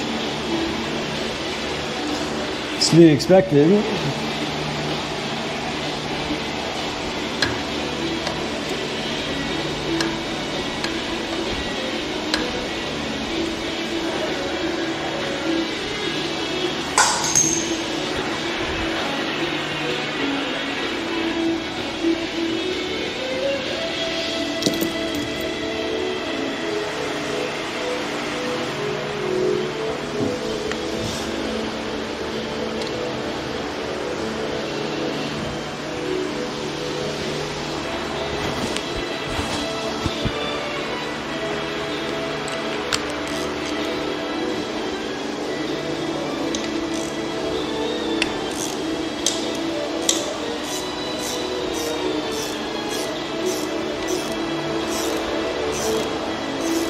I need to be really careful not to drop anything in here.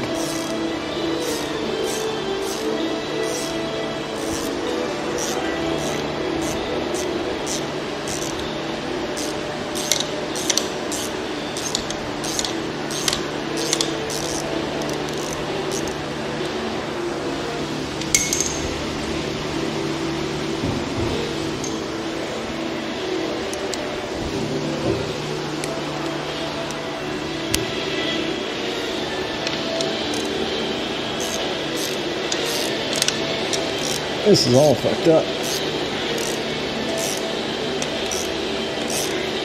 I don't think I have a spare one of these. This is something I'm gonna have to replace. Unless I can repair it.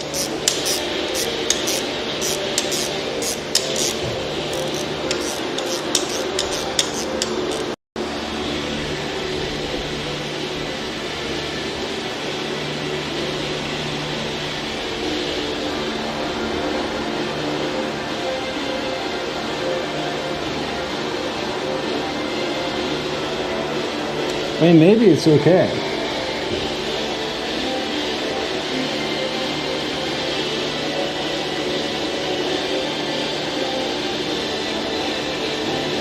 Yeah, I don't know. Doesn't look too great.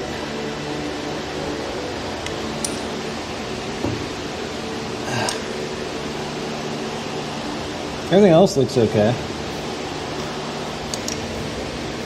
Whoa, this got fucked too.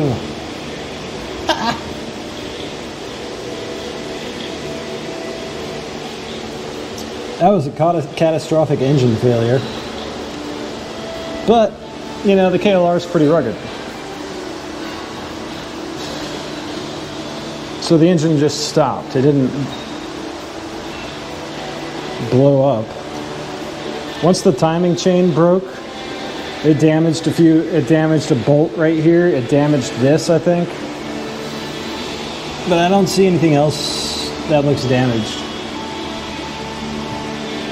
I should take the tensioner out. That's probably fine. This is probably fine. These chain guards, I would imagine, are fine. Just this one, I think, got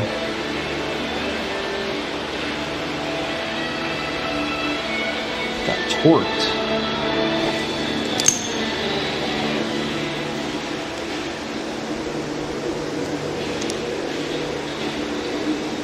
Yeah, like, what the fuck? How does it look right? What the hell? What the hell? It does not look right.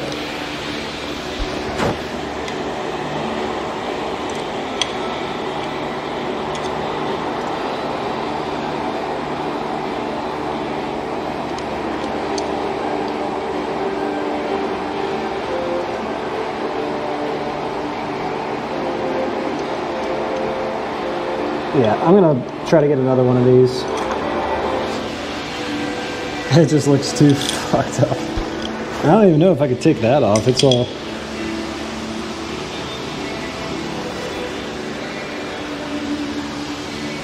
Let me try.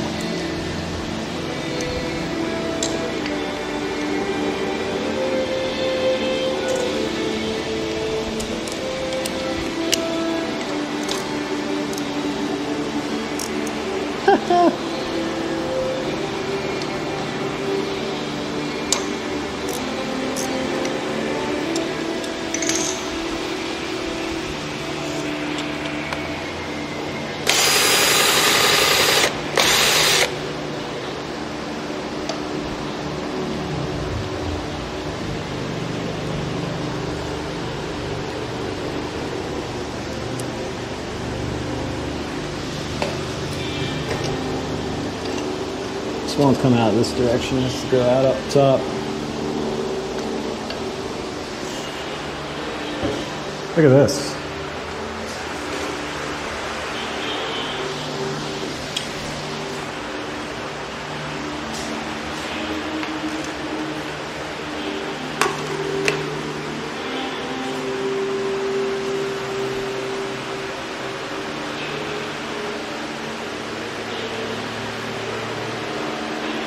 I got all bent. And then look at this. This right here. See, that doesn't look too right, does it?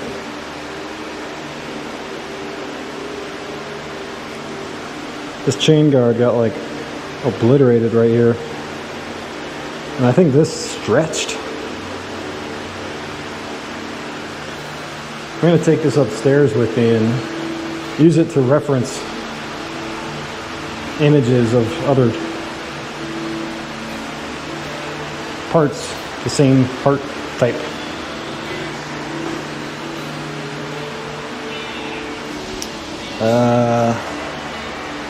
It's an important piece. They're right there. This is the bolts for the chain guards. Over here. So I should dig a little deeper and check the condition of the other chain guards that I can check that were involved in the process.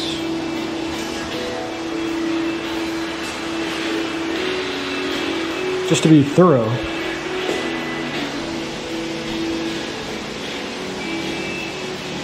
I mean, I'm going to have to take all this apart anyway. Might as well do it now.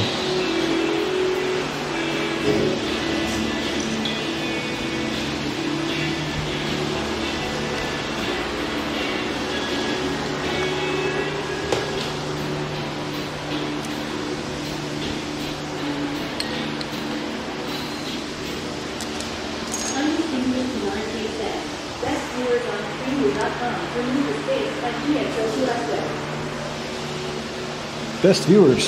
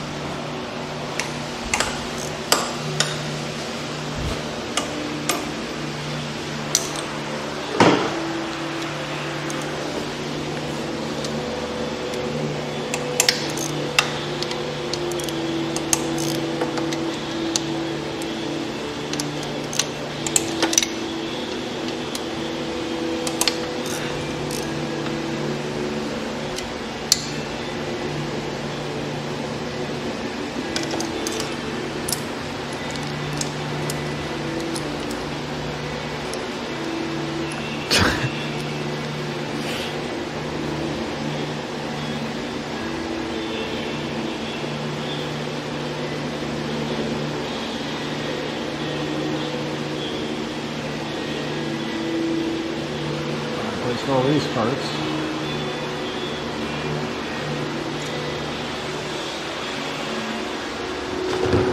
This is this.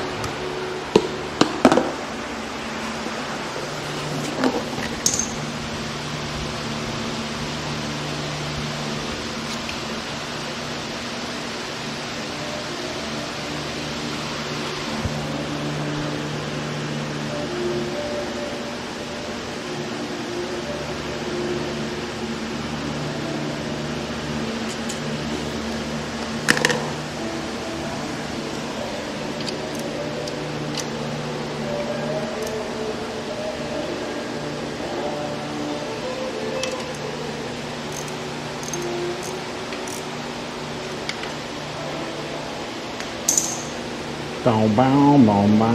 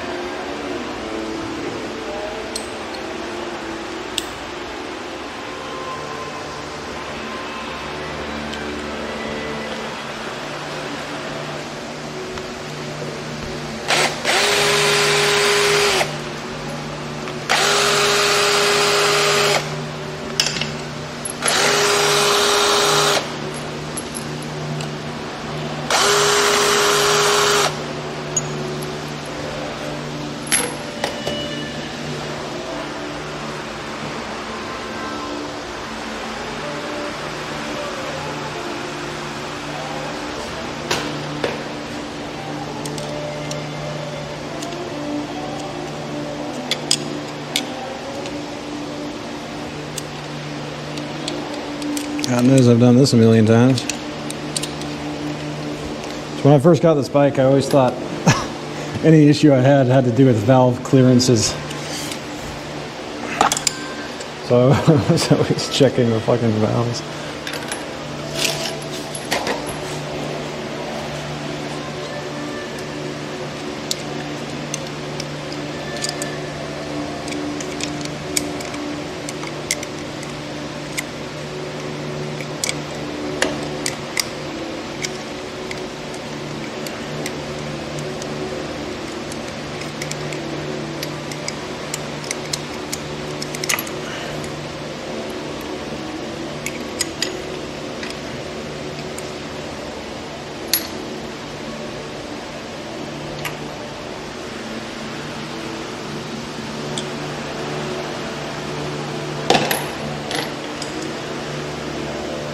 A really key thing here is don't lose these little dowels or let them fall down in your engine.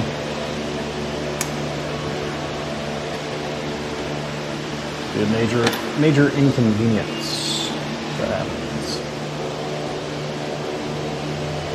End up splitting the fucking crankcase because they dropped a dowel in from the top. Alright, almost done doing this. Check the other chain guards. Better safe than sorry.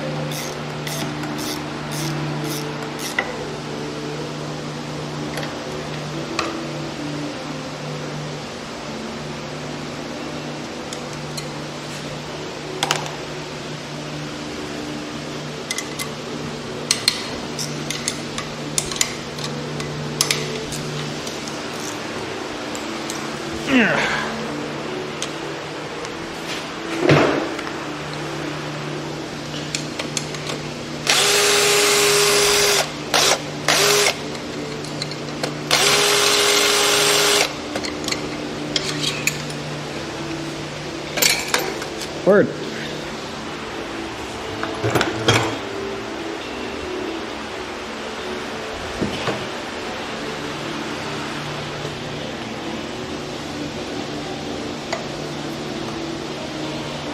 All this stuff should be fine.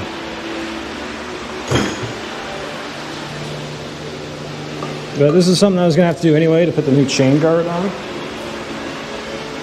So I figured by doing this, I can now inspect this other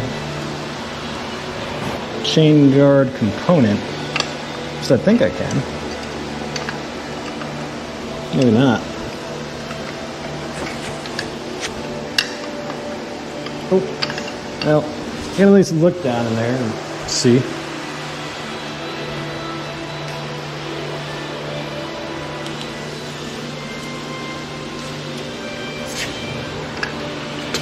Yeah, that's fine. Tensioner's fine. This got a little fucked up, the interior.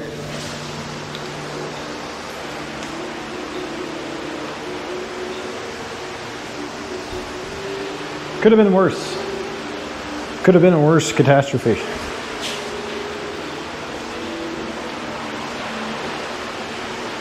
Where's my needle nose? My needle noses.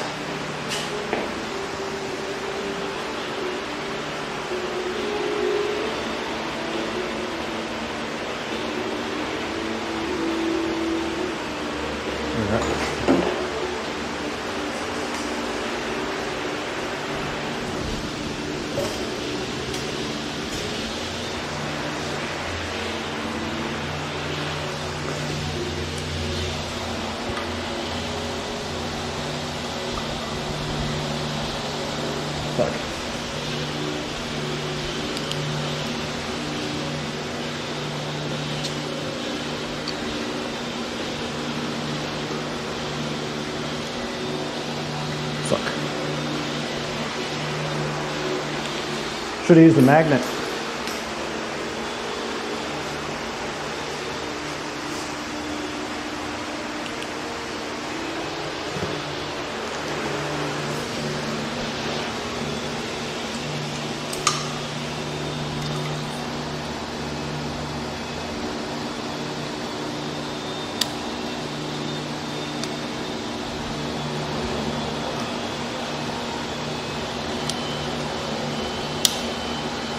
Yeah.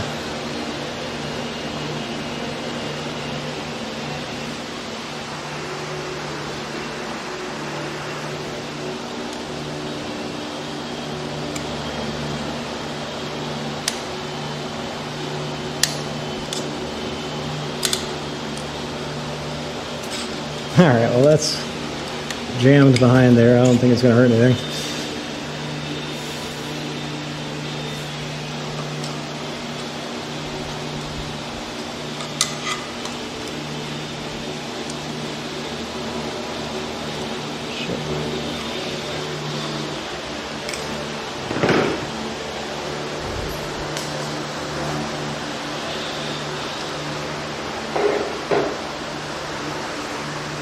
Crazy. All right, well, that's enough for today.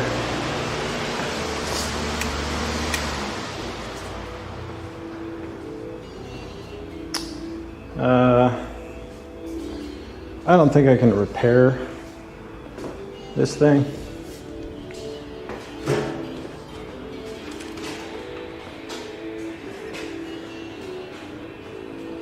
I don't think I should try to keep using it. It looks super warped and destroyed, so I'm gonna try to purchase a new one of these, probably off eBay, and replace it. And the fact that this may have been worn to begin with could have led to the failure of the chain, so I definitely should replace it.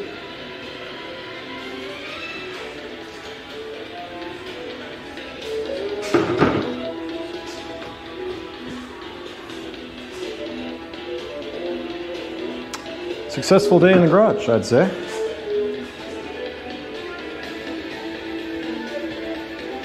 I don't think there's anything else really down here that I noticed. There was that one bolt that got fucked up, but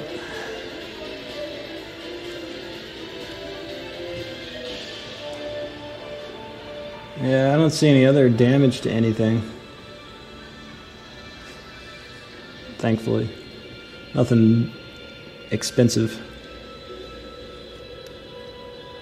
Fucked up chain guard is manageable. So we'll order that. I actually need to change the clutch plates again. I don't know why, but the ones I'm trying to use aren't working, so I'm going to change. I haven't changed the steel plates yet. That could be it. But I'll change the steel plates plus the friction plates.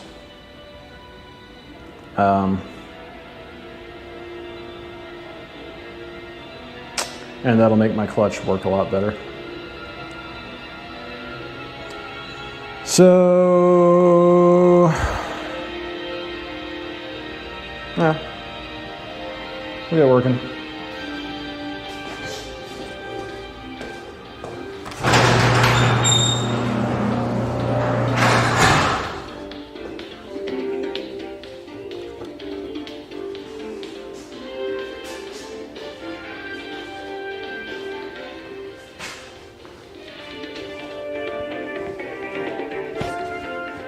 Go back upstairs, walk across the street, get a big, nice, venti chai latte, and come back over here and enjoy my evening. And relax, order the part that I need, and try to relax a little bit before another work week. Another long week alone in my apartment in a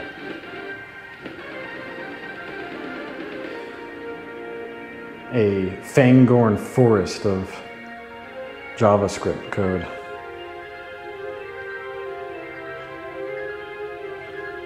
All right. Grab the battle totem. Although I'm actually probably going to be working mostly on PHP and Java next week, which I'm looking forward to, believe it or not.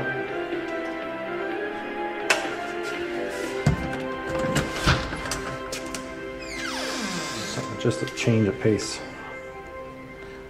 And then maybe my brother / my boss,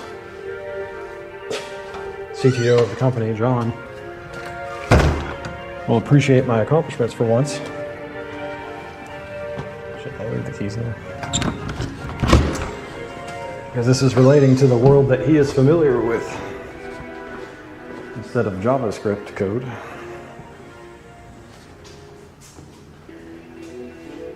Keys, they're there.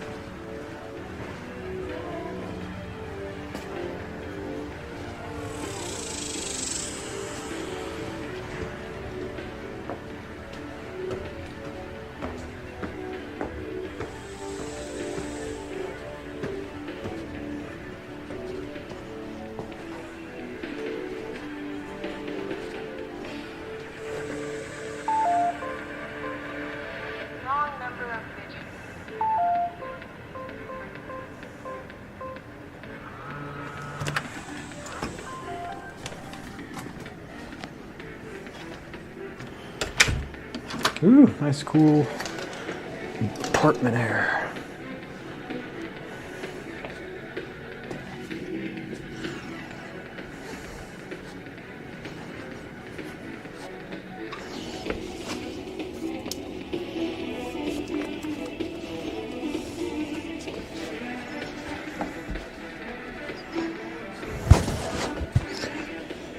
Okay, successful day in the garage.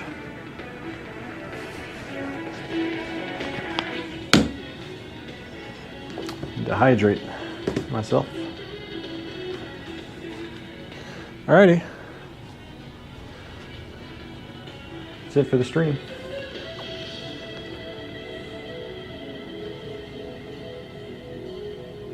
Thanks for keeping me company.